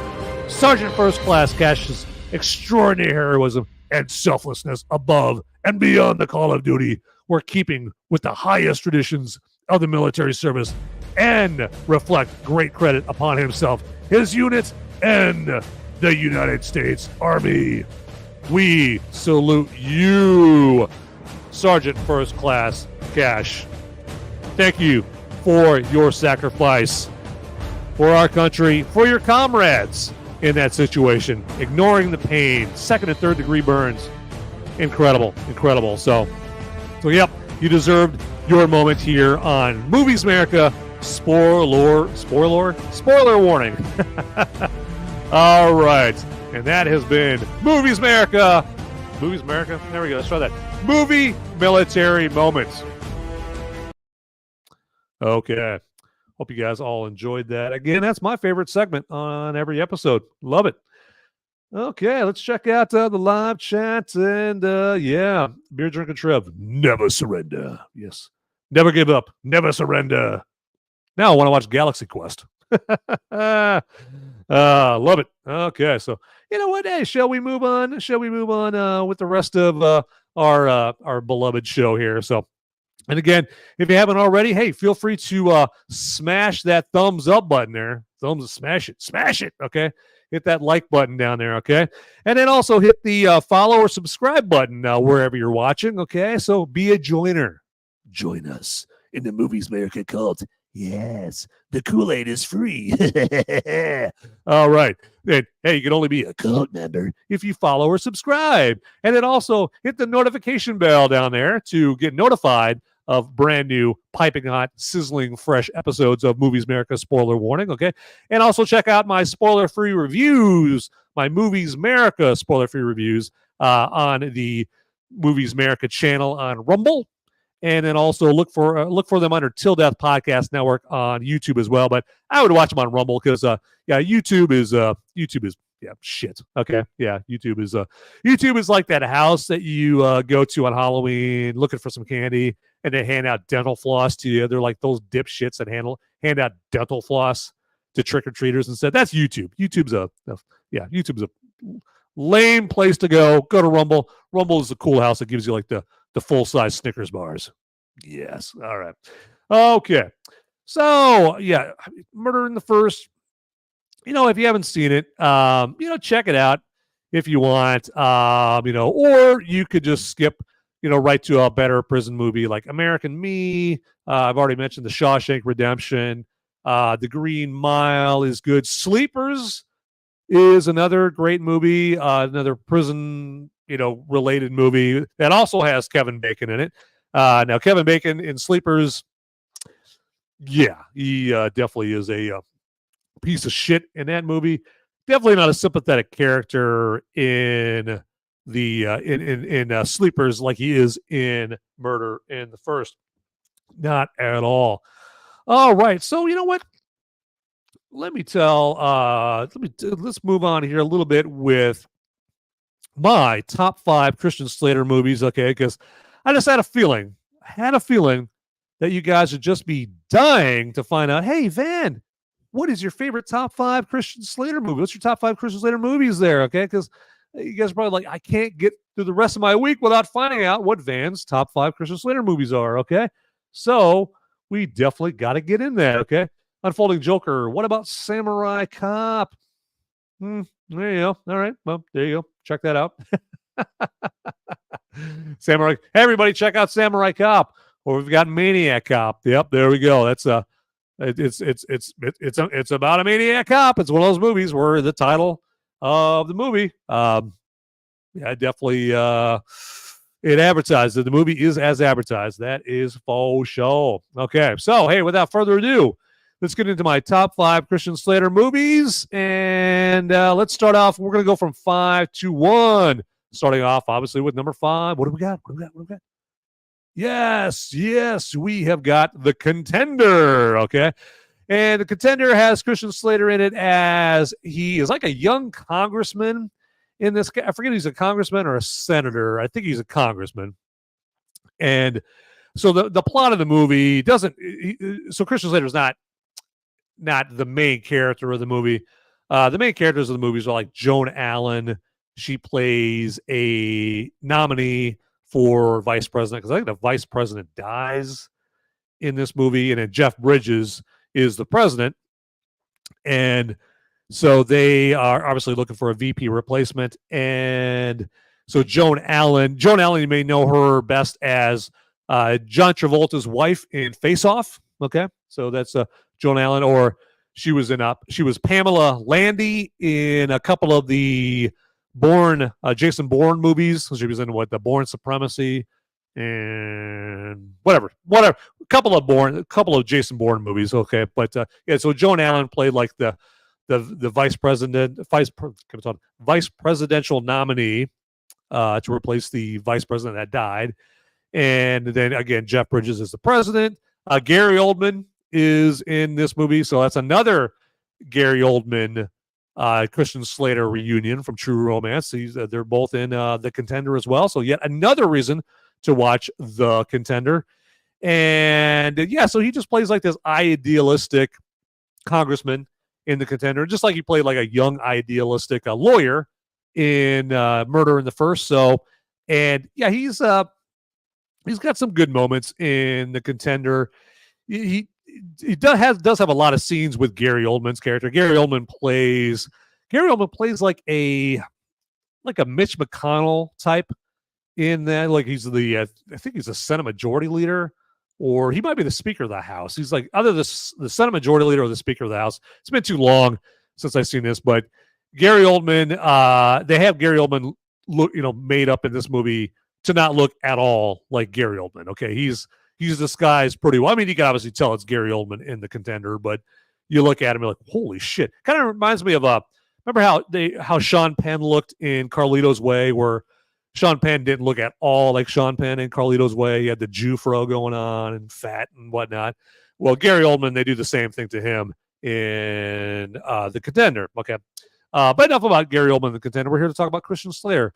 So Christian Slater just plays a young congressman that Gary Oldman kind of takes under his wing to kind of help kind of just steer the whole nominating of Joan Allen as vice president like right into the ditch, okay? Because Gary Oldman's character doesn't want Joan Allen. I guess they portray him, he's like a male chauvinist. He doesn't want a woman as vice president. And so he's trying to get this other guy, to be the vice presidential nominee, played by William Peterson, as you may know as Gus Grissom from CSI. I know him better from To Live and Die in L.A. and Manhunter from back in the 80s. So this other guy's played by William Peterson. And so Gary Oldman is trying to get this guy instead of Joan Allen as the vice presidential nominee for Jeff Bridges. And the movie is much more exciting than what I'm making it sound like right now. But it's it's a good movie. Christian Slater's in it, so that is my number 5 Christian Slater movie. So without further ado, let's move on to number 4. What could it be? Broken Arrow, everybody. Broken Arrow. Yes. So Christian Slater, this is him playing a Air Force pilot. Go Air Force, may I. And yeah, he's a test pilot for the super secret, plane with John Travolta. And as we all know, anybody who's seen Broken Arrow knows, John Travolta, he goes insane, gets greedy, and he basically is trying to blackmail America, with some nukes. And Christian Slater is our hero of the day in this. And this is a John Woo movie, and this is John Woo's first movie after, I believe, Hard Target, because Hard Target with Jean-Claude Van Damme, that was John Woo's first American movie. And so he did Hard Target in 93, and then he came out with Broken Arrow, I believe, in 96. And then the next year, obviously, he made another movie that's more famous than Broken Arrow. You may have heard of it, called Face Off. Yes. But before Face Off, the year before, he was he directed the Broken Arrow with Christian Slater. And this is like just a fantastic slam bang action movie with just great kinetic, frenetic action that the kind that John Woo brings you. Okay, it's got that John Woo flavor in it. It doesn't have any doves in it. Okay, so I don't think it has any doves in it. So it's missing that John Woo signature of having some doves flying around. It's just it's got some fantastic helicopter action scenes, and it's got a nuclear detonation and shit. And John Travolta just chews up the scenery in the movie. And John Travolta is actually more of a reason to see Broken Arrow than Christian Slater, but Christian Slater holds his own. He's kind of like the straight man to John Travolta's, money hungry psycho character in this. So, but Broken Arrow. Also, it's a reunion with Samantha Mathis. And the reason that's significant is because Christian Slater and Samantha Mathis were in a movie called Pump Up the Volume before Broken Arrow came out. So Pump Up the Volume came out in 1990, and Broken Arrow came out in 1996. And so you get yourself a little Pump Up the Volume reunion between Christian Slater and Samantha Mathis, who dated while they were making Pump Up the Volume, but they had long broke up by the time they were co-starring in Broken Arrow here. But definitely check out Broken Arrow if you haven't seen it. I would be surprised if anybody in the live chat or anybody watching, any of the lurkers, have not seen Broken Arrow. Speaking of lurkers, if anybody's watching but they're not live chatting, they're not in the live chat saying hi to everybody. Hey, you know what? Find your inner courage. Find your, maybe you get yourself maybe do a little hot damn shot, or something a little harder, and get yourself some liquid courage and get in the live chat and chat with everybody. Yeah, because nothing but friends in the live chat, and I'm sure they would welcome you with open arms in the live chat. I want to hear from you. Okay, so lurkers, I'm talking about you. Get in the live chat in Rumble or YouTube. Okay, let me check out live chat here real quick. Hard Target was awesome. Poo Monkey says yes. Beer Jerker Trev, Christian Slater does get his ass beat in Broken Arrow. That's especially at the beginning, and then towards the end, and then Christian Slater he develops some fighting skill. Okay, so absolutely. And Poo Monkey says you guys are on fire tonight. En fuego. Dear Sarge, Shelley, best Die Hard line. Well, Dwayne, I'm not the one who just got butt fucked on national TV. Yeah, there you go. Unfolded Joker. I love making fun of movies and TV shows, adding my own poor, lame one-liners. Exactly, Agent X6. I couldn't agree more. If you're not live chatting here, what are you doing with your life? Get in here. You're not living life to the fullest until you are live chatting on Movies America. Spoiler warning. Get in here. Yes. Love it. Love the interaction. Love the engagement in live chat. All right, so that's Broken Arrow. Check it out if you haven't seen it already. And we are moving on to number 3.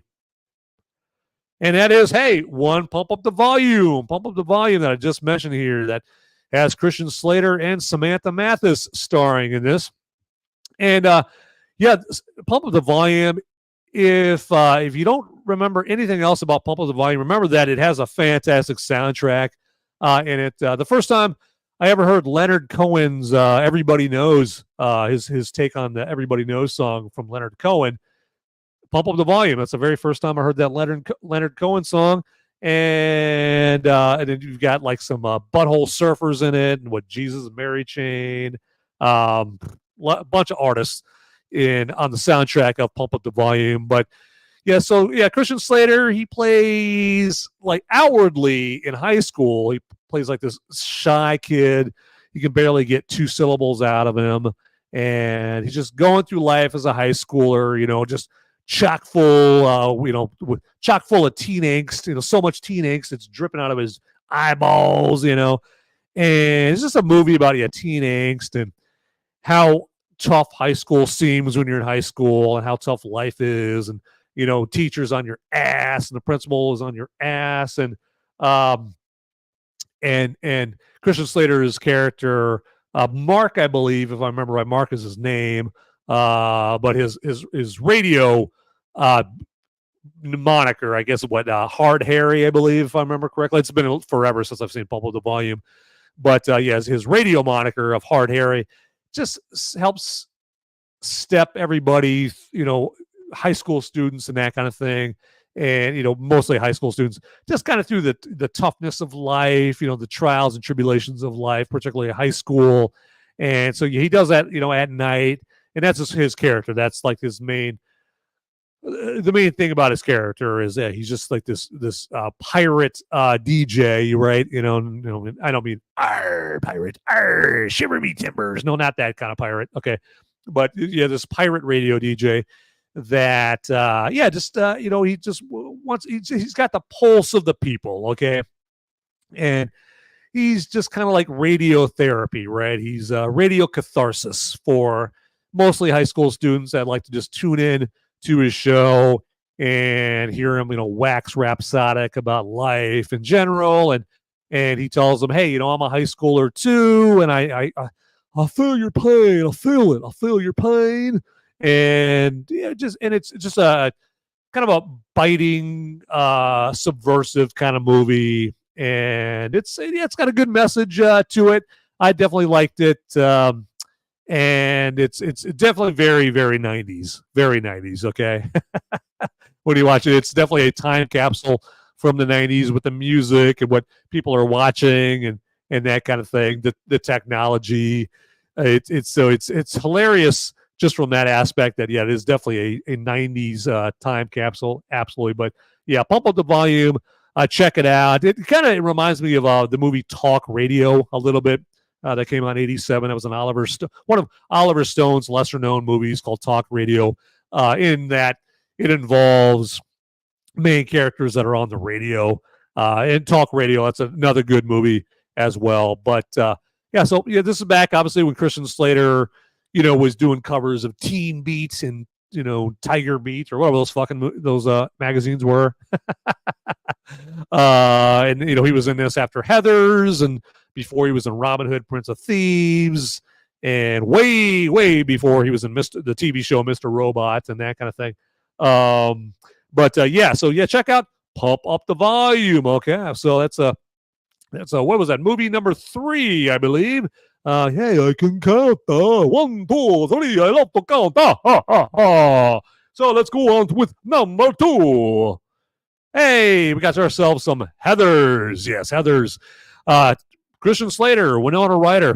Talk about a couple of actors who had their careers saved later in their career, saved by TV shows. Okay, because Christian Slater, he had his career saved by Mr. Robot, and Winona Ryder had her career saved by Stranger Things. Okay, but Heathers, fantastic movie, and Christian Slater plays JD, and Winona Ryder plays Veronica. And no, not Veronica Vaughn from Billy Madison. That Veronica Vaughn is one piece of ass. Not that Veronica. But yeah, Heathers is a black comedy or dark comedy, whatever you want to call it, and it has to do with these three girls that call themselves the Heathers, and these girls are like Mean Girls before the movie Mean Girls, right? These are basically the stuck up popular bitches that we all knew in high school, and Winona Ryder is Veronica, and I guess they like her vibe. Okay, they're picking up what she's putting down, and I think they basically want to have her audition to be one of the Heathers. Okay, the elite clique of high school girls. Okay, and so she's like, the way they portray it is, Winona Ryder's Veronica character is like, if I get in, I get in. If I don't, I don't. So she's definitely more down to earth and nice than the bitchy Heather characters. Hence the title Heathers. And then Christian Slater, he's just like the rebel, the loner. He's in high school. He sits by himself, and he's just his own guy, his own man. Okay, and he doesn't acquiesce to the conventions of high school. He's that guy, right? So she likes his vibe. Okay, so she wants to break herself off a little JD, a little something, right? And but she doesn't realize just how psycho JD really is. Okay, he's not just edgy and subversive. He is really edgy. Okay, he's got quite the hard edge to him, and he doesn't like the Heathers, just like everybody else in high school doesn't like these Heathers. He hates these bitches, and he doesn't want to stop at just talking behind their back and talking shit about them behind their back. No, or giving them shit. Yeah, he wants to. Okay, and the rest of the plot kind of goes about maybe or maybe not doing that. Who knows? I mean, again, this movie came out 35 years ago or something like that. But I still don't want to spoil it for you because there's probably a lot of people that haven't seen Heathers. I mean, the movie made like $7 at the box office. Okay, and it is what you would call a cult classic now. But you never know. Some people may not have seen Heathers, so definitely check it out. It's directed by the same guy who later directed Hudson Hawk, but don't hold that against him. Okay, Heathers is much better than Hudson Hawk there, and it's just got some funny lines in it, hilarious lines. I like this one right here. I love my dead gay son. So you'll know if you haven't seen that movie, you definitely got to see that movie to get the context. I love my dead gay son. There's a lot of things about this, about the movie Heathers that, you're not going to be able to make this movie today. Okay, at least not the way that they made it. People would be freaking out. Oh, I don't want to do it. Like, what the hell? They're going to be crying. They're going to be all bent out of shape, and I'll just say, I don't know what to do. I don't know what to do. And to them, I just be offended. Yeah. So, but I don't know. I think that if somebody made Heathers, I don't know why you would remake Heathers. I mean, it's good enough as it is. The original is just fine. Don't need to remake it. But if somebody remade it and they remade it like exactly like they remade it in '88, that's a good sign, people, for Hollywood. Okay. If a major studio made it. I'm not talking about like the Daily Wire making. I'm talking about Paramount or Warner Brothers or Universal, one of those studios making it. And they made it exactly like the 1988 Heathers. That's a good sign that we're coming out of the Hollywood wokegasm that we're in right now. Okay, so and if they made that, I'd love it. Absolutely. So and once again for the Chiefs. I love my dead gay son. Yes. All right, let's move on to number one. What do you say? Hey, we got ourselves some true romance, everybody. True romance. And this wasn't even a question. as far as what my favorite Christian Slater movie was going to be. Okay. Didn't even have to think about this for a half a millisecond. True Romance was bound to be at the very tippy top of the top 5 Christian Slater movie list. Okay. And this is definitely a cult classic. And yet, unfortunately, True Romance is another movie that made $7 at the box office. Okay. And another movie where, I asked somebody, hey, did you see True Romance of the movies? And I already know the answer to the question. No, they didn't see it at the theater. Because again, another movie where I saw it at the theater and there was like 3 other people with me. And then you look at a box office tally of True Romance from back in 1993 when it came out. And no, you really, is that number right? What the $17 worldwide? What? But now it's made much, much more money because it is a cult classic. I mean, this movie was written by Quentin fucking Tarantino, okay? And starred some heavy hitters.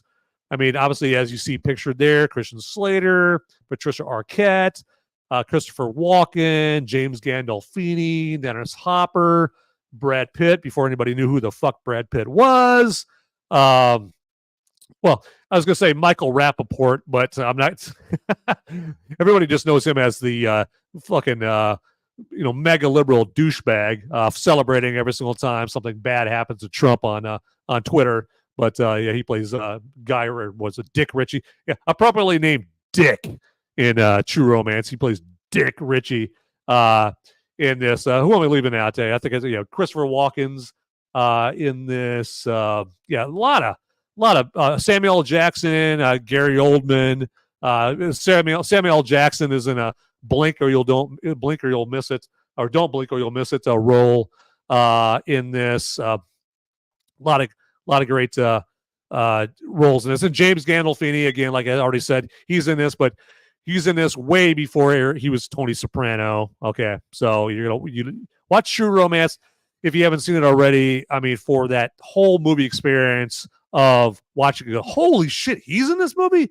He's in this movie. She's in this movie. What the fuck? Wow. Okay, this is nuts. Okay, and it's one of those movies where it's deceptively titled because you hear True Romance, or like, what is that? Like the latest Julia Roberts, rom-com? What is that? Like, is that like a Ryan Gosling Notebook sequel or some shit like that? No. True Romance is such a deceptive title because this is a hard-charging, rough-edged, violent crime thriller that has some romance in there. Obviously, as you can tell from the picture here, you got the romance between Clarence and Alabama in this, and so it's the movie is framed around their romance, their true romance, right? And but yeah, it just starts off with Christian Slater's Clarence Worley character. He's just kind of this loner, can't get laid. He's at the movie theater by himself, and Patricia Arquette, accidentally stumbles into him at the movie theater, and they hook up that night. And it's Clarence's birthday. And they hook up, and she reveals to him that, I didn't just coincidentally run into you at the theater, okay, at the movies. Your boss, Lance, paid me. I'm a call girl, and he paid me to hook up with you on your birthday. But strangely enough, she confesses to him that, hey, we've only been together one night, but I'm already in love with you. And then they get married. Obviously, the start of the True Romance. And since she's a call girl, she has a pimp, and the pimp is played by one Gary Oldman, and his pimp's character's name is Drexel. And so Clarence, he's got something about him. He just can't get over the fact that there's a pimp in her life, that she's a call girl, and he wants to look out for his wife, right? And I think it comes the subject of her stuff, her clothes comes up, and she just says, "Oh well, they're back at Drexel's place, but I don't want to get them. I just want to put that part of my life behind me. I'm married now," and Clarence just can't get it out of his mind like, this motherfucker, he was her pimp, and just picturing like what he did to her and that kind of thing. And I forgot to mention Val Kilmer is in this movie. Again, another great actor is in this movie. Val Kilmer plays Elvis in this, but you don't ever see Val Kilmer's face as Elvis. You just kind of see him in the background, just kind of it's blurred in the background in this. And so Val Kilmer just kind of plays his conscious, right? And his conscious is in the form of Elvis, because Clarence is a big Elvis fan in this movie.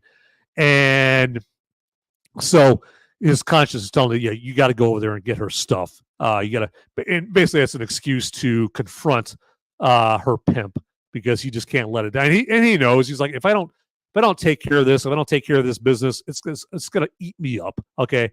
And it's going to eat me up. It's going to affect our relationship, our marriage. I just can't have it. And yeah, he goes over there and has a confrontation with Gary Oldman's Drexel pimp character.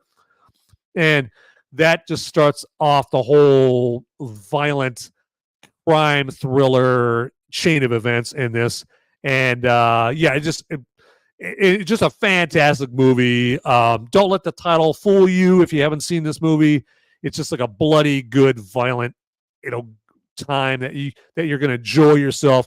And if you haven't seen this movie and you watch it, you're going to be kicking yourself that you didn't watch this 35 years ago, whatever the hell it came out. But it definitely stands the test of time. Okay. And it's going to be kind of surreal, because you're going to see Brad Pitt play this minor character of Floyd.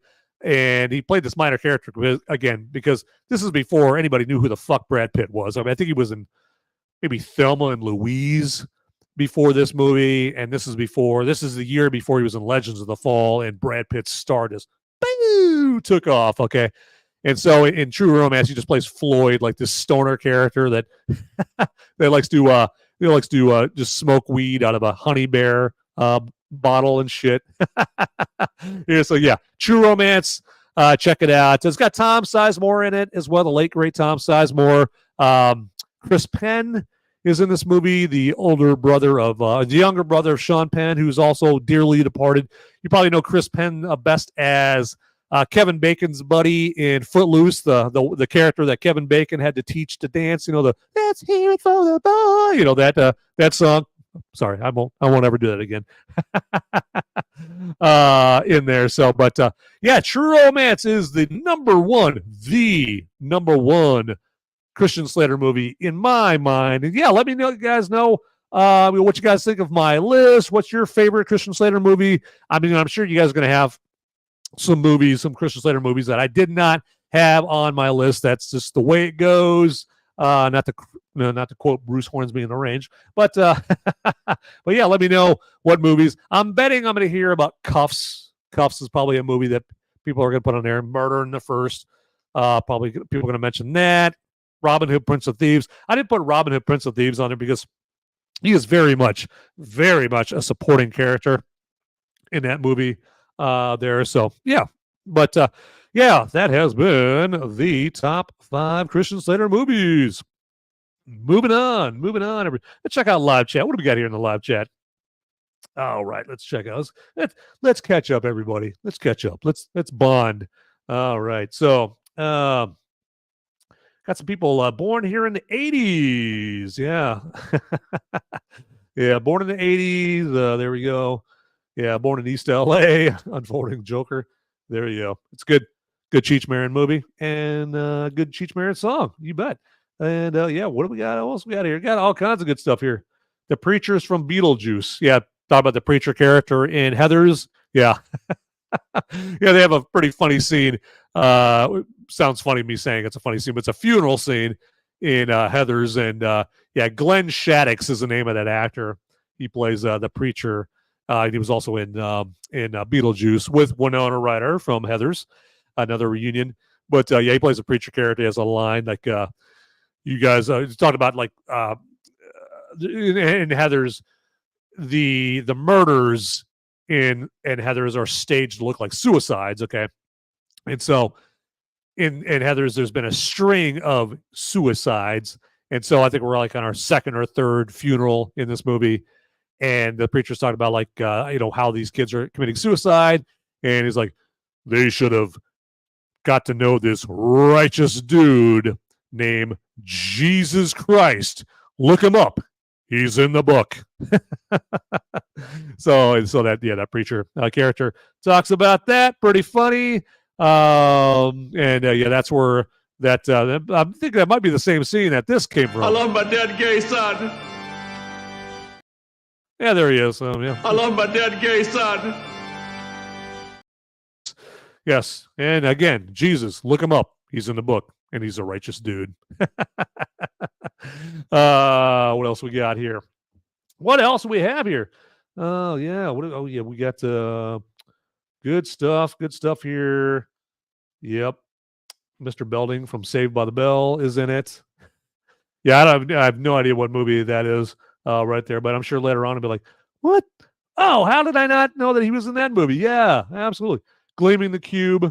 We got Scotty weighing in. Scotty, well, I was going to say Scotty doesn't know, which I'm sure you've probably heard that plenty of times, but Scotty does know. He does know that Gleaming the Cube is one of his favorite Christian Slater movies, and appreciate you joining in here. Absolutely. But yeah, those are my 5 favorite Christian Slater movies. I think they're just fine. They're good to go. Absolutely. All right, so let's move on here. I'm going to just share my screen here because I wanted to kind of go over, I just want to tell you guys all about the Movies Merica Mad Libs that I was kind of teasing it earlier when I was talking about tdpn.locals.com, our website, and instead of just teasing you about it, let's get the home plate. Let's hit a home run. All right, let's just skip first, second, third base and get right to it. All right, stop with the teasing. And Movies Merica Mad Libs is on the tdpn.locals.com website. And you may be asking yourself, what the hell is Movies Merica Mad Libs? You keep mentioning it. Why don't you tell us all about it there, Van? Well, I will. So remember Mad Libs when you're a kid, right? You get the little Mad Libs, little tablets, right? And little books you can open up. And it's got the paragraphs that, you can fill in the missing words. And if you were me when you were a kid, you'd always fill them in with, dirty, raunchy, disgusting, depraved words. And basically, make the Mad Libs story very, very pornographic. Well, hey, you sick perverts in the live chat and the ones that are just watching or listening. Hey, you can relive your pervy past with my Movies Merica Mad Libs. Yes. And how it works is actually I have written a scene. I've written a script. So obviously scripts have scenes, right? And as you can see here on the screen, we're on scene 2 because we've already done scene 1 earlier this year. And now we're on scene 2. And obviously, just like scripts have scenes, scripts have characters, right? And so I've created some characters for the Movies Merica Mad Libs script. And I'll just read these off there for you right here. So we've got our characters here. So our first character that I've created for this script is Holster McKenzie, who is a 54-year-old, hard as nails, blabbermouth, balding hitman who carries weaponry and a spare tire from too many Guinnesses and has a scar from a hit gone wrong. He may look like a balding, well-armed weeble bobble with a cheap blazer on, but he's got unnatural old man strength and an even stronger filthy wit worthy of 10 bars of soap in the mouth. Right now, he's sweating profusely and frantically trying to get out of a piece of shit Uber while trying to keep breakfast from coming back up. And then our next character in this script is Patsy Penicillin, who is a frumpy, bleach blonde, 58-year-old hairdresser / whore with the face of a well-used baseball mitt who makes a champagne room out of wherever she's at. The pub uses her to provide bottle service, but it isn't the bottle service you're thinking of, the pub that they all visit. She's like the town bicycle. Everyone's ridden her and chipped their 2 front teeth doing it.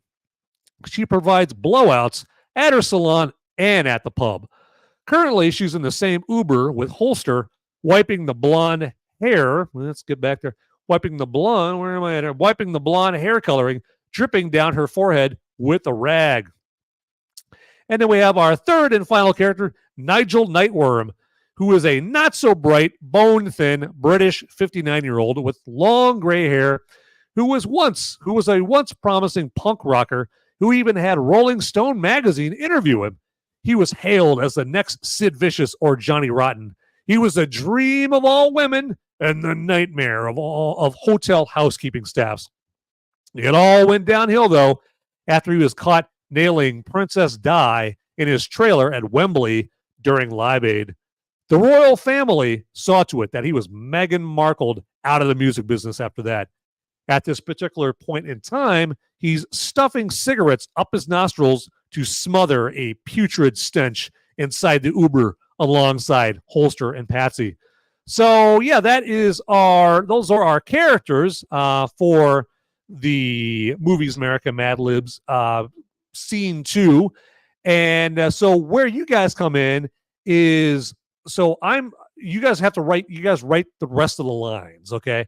So as you can see here, I've written the first lines for each character just to kind of give you an idea what kind of script we're talking about, give you the flavor of the movie, okay? The script, this script is surely going to be the hottest script being rotated and passed around Hollywood, okay? And every big star in Hollywood is just going to be chomping at a bit, starving, begging to star in this movie, okay? And so just to give you a little taste of like the first lines that I've written here is, so remember, they're all coming out of this Uber, this stinky, stinky Uber.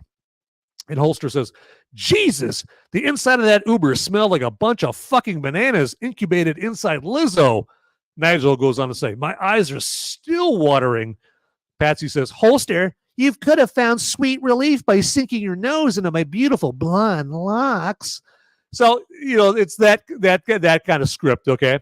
So you can read the rest of my lines that I've written here, okay? And then where you come in is you just write the next lines, however many lines you want to write as part of this script. One line per character. That's all I ask, is one line per character, okay? So don't write like a bunch of lines for Holster and no lines for Nigel, or a bunch of lines for Patsy but none for Holster. So yeah, just one line. Just think of it like how a conversation would go, right? Okay. So yeah, just got to write the next lines. And so where you put those lines at is down here in the comments. So I think I went backwards. Let's back up a little bit, and we'll go back here. If we can get that going on. There we go. Okay. So all right, we're at the mercy of my internet.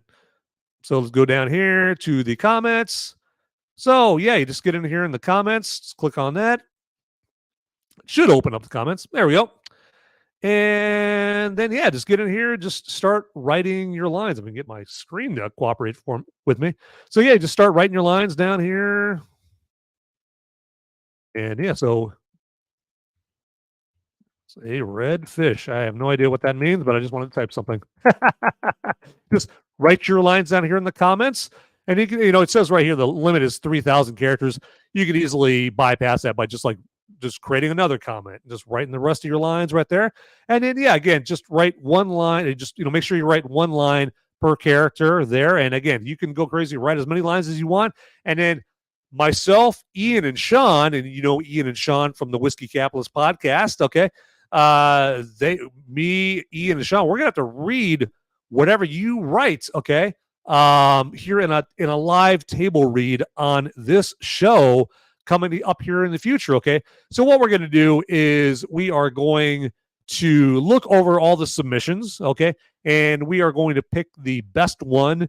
And then, we'll have to just, like I said, we'll have to read whatever lines that you write in character, okay? We're going to have to be in character, as Holster and Patsy and Nigel, okay? So one of us is going to have to be Patsy. I was Patsy for scene 1, lucky me, and whatnot. So yeah, so it'll be a good time to do that. Ooh, pardon me, little bear burp action right there. So good question there, Jodaron. So basically what we're going to do is we're going to, that night of the live table read, we're going to pick names out of a hat, okay, to add more suspense to that evening's festivities of the live table rig, add even more suspense, because you never know, okay? you're not going to know, and Ian and Sean and myself aren't going to know. So we're not going to have time to emotionally and mentally prepare ourselves for the emotional trauma that all three of us, I'm sure, will suffer because of your sure to be debaucherous lines, your depraved, pervy lines that you will write. And you know what? Hey, you know what? If you want to write something wholesome and virtuous, that's cool too. Okay, we'll read that too. Okay, right there. So, but yes, that has been Movies Merica Mad Libs. I think I've gotten the point across of what the Movies Merica Mad Libs is. So we are going to move on with the show. Okay, let's get that going on, or get that going off, I should say. All right. Let's check out what else we got here in the live chat. See what here. Unfolding Joker. You got the right idea. Michelle Obama, blank, and it blank allegedly. You got it. You got it. That is quintessential Mad Libs right there. Absolutely. And yeah, got some good stuff. Unfolding Joker. Speaking of Scotty, long live Scotty Tahati. There you go. All right. So, hey, it rhymes. There you go. I appreciate the good rhymes. All right, what else we got here? Yeah, good stuff in here. I need Unfolding Joker. I need to make a list of movies I thought I loved until I watched it sober. Oh yeah, have you ever watched Aaron Brockovich on weed? Yeah. Yeah, Sketchy Jesus, you got that right. Movies Merica Mad Libs is going to be hilarious this next time. Can't wait. Can't wait. All right. Yeah. Yep. Got so much stuff. All right. So yeah, hopefully you guys are enjoying this episode so far. Definitely want to hope that I was gonna say hopefully you guys are getting your money's worth, but you're not paying anything for this. So so in that case, you probably are getting what you paid for with this, okay? All right, so we're getting ready to wrap this up, everybody. Getting ready to wrap up the evening's festivities here on Movies Merica. Spoiler warning, and even after the show is done, you guys can get down in the comments down below after the episode is done, and then also, hey, feel free to let anybody that you would even remotely think would be interested in this show know about this show, okay? And one way to do that is, hey, you know what? That's a good segue, man. I'm going to pat myself on the back for that. So. Yeah, good segue. Is you can go to my socials. You can go to X is what it's called now, or Instagram at Movies Merica, and you can find me there. You can find the links to this show, Movies Merica Spoiler Warning, and the links to my spoiler-free movie reviews that come out every Sunday afternoon here in the U.S. of A. I don't know what time they come out in Bangladesh or Australia. But yeah, here typically around the Sunday afternoon time frame, my spoiler-free movie reviews come out. And this week, now that I thought about it, is going to be Expendables 4. So that's what I'm going to do after this episode is I'm going to go see Expendables 4 for you, okay? And I have my spoiler-free review of that coming out this Sunday. And then Movies Merica Spoiler Warning will all be about, if I can say it right, be all about Sylvester Stallone and Dolph Lundgren and Jason Statham. Next week, we're going to be doing Expendables 4. All right. So get your ass over here and get your car. All right. And transport yourself to the show next week. Okay. All right. People are screaming, stop! So Expendables 4 next week on this show. Okay. Anyway, moving on. I am also at www.moviesmerica.com. And what we've got at that is my audio-only versions of my Movies Merica spoiler-free reviews. So if you don't want to, if you want to listen to my reviews, and you don't want to have to, look at my ugly mug or I don't know, I'm kind of down on myself. Man. It's kind of being kind of hard on myself. But if you don't want to have to look at this, I guess is what I'm trying to say, while listening to my spoiler-free reviews, you can just listen to the audio-only versions on moviesmerica.com. Or you can go to Apple Podcast or Google Podcasts, Spotify, iHeartRadio, any place you can imagine would have podcasts. And if you listen to my audio only episodes there. Yeah, give me a 5-star rating if you would. Okay, and then you could follow the podcast version there as well. Apple Podcasts, Google Podcasts. I think they both have like follow or subscribe options you can use there. Okay. And moving on, we've got our tdpn.locals.com website that I've already told you about, but definitely check that out. And next is our merch store. Yes. So as I always say, every great empire, like the Roman Empire, the Ottoman Empire, carpet cleaning, they all had merch, right? Okay. I remember, Julius Caesar was selling merch on the streets of Rome. And you know what? Another great empire, the Till Death Podcast Network. We have our own merch, okay? And in order to get yourself some sweet, tasty Till Death Podcast Network related merch, you can just click on the merch store link down in the description, okay? Or you can write down that address right there if you want. Or if you're Goodwill hunting, you can memorize it and type that in.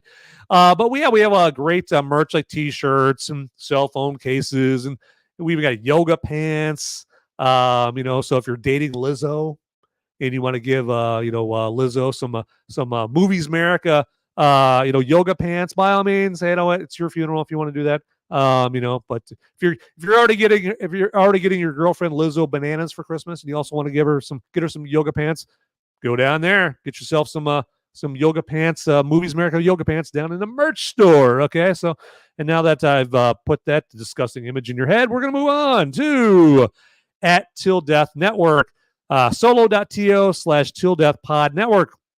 And that's where you can go to find all the links that have to do with the Till Death Podcast Network. Okay. Because who wants to have to, scrape and hunt and peck all over Al Gore's worldwide interweb for all the links that have to do with Till Death, the Till Death Podcast Network?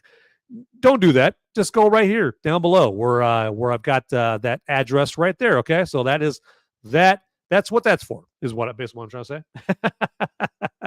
All right, and then we have solo.to/Till Death Studios.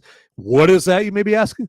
Well, that is if you want to get into the content, or if you're basically planning on getting into the content creation game, like myself, there we go, or Ian or Sean, with their Whiskey Capitalist podcast show or whatever, the Quartering, whatever content creator you can think of, and you want to, get yourself some nice flair to enhance your show.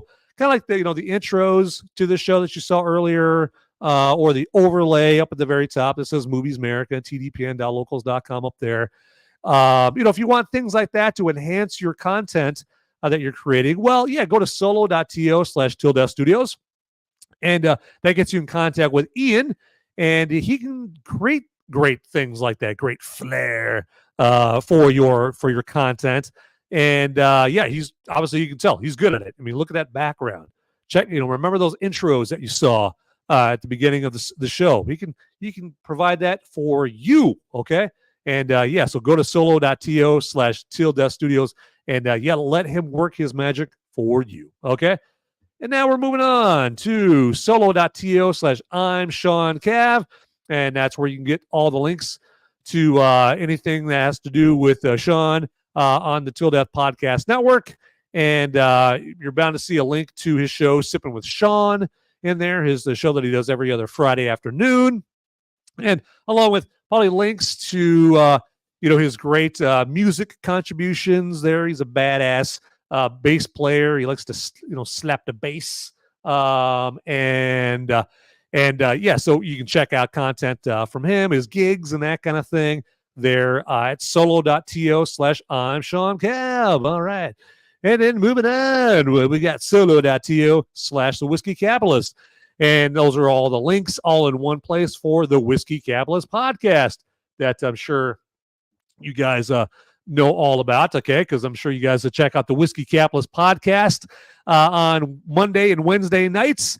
And they've got some fantastic guests coming up here, since I'm mentioning their show. We got Viva Fry coming up here, yes, on their show coming up here, and I believe I heard them announce that the other night. So I don't think I'm letting the cat out of the bag, or the Canadian cat out of the bag there. So, but yeah, so the Whiskey Capitalist podcast, that show's got this website right here that you can go to get all the links to that show. Abso-fucking-lutely.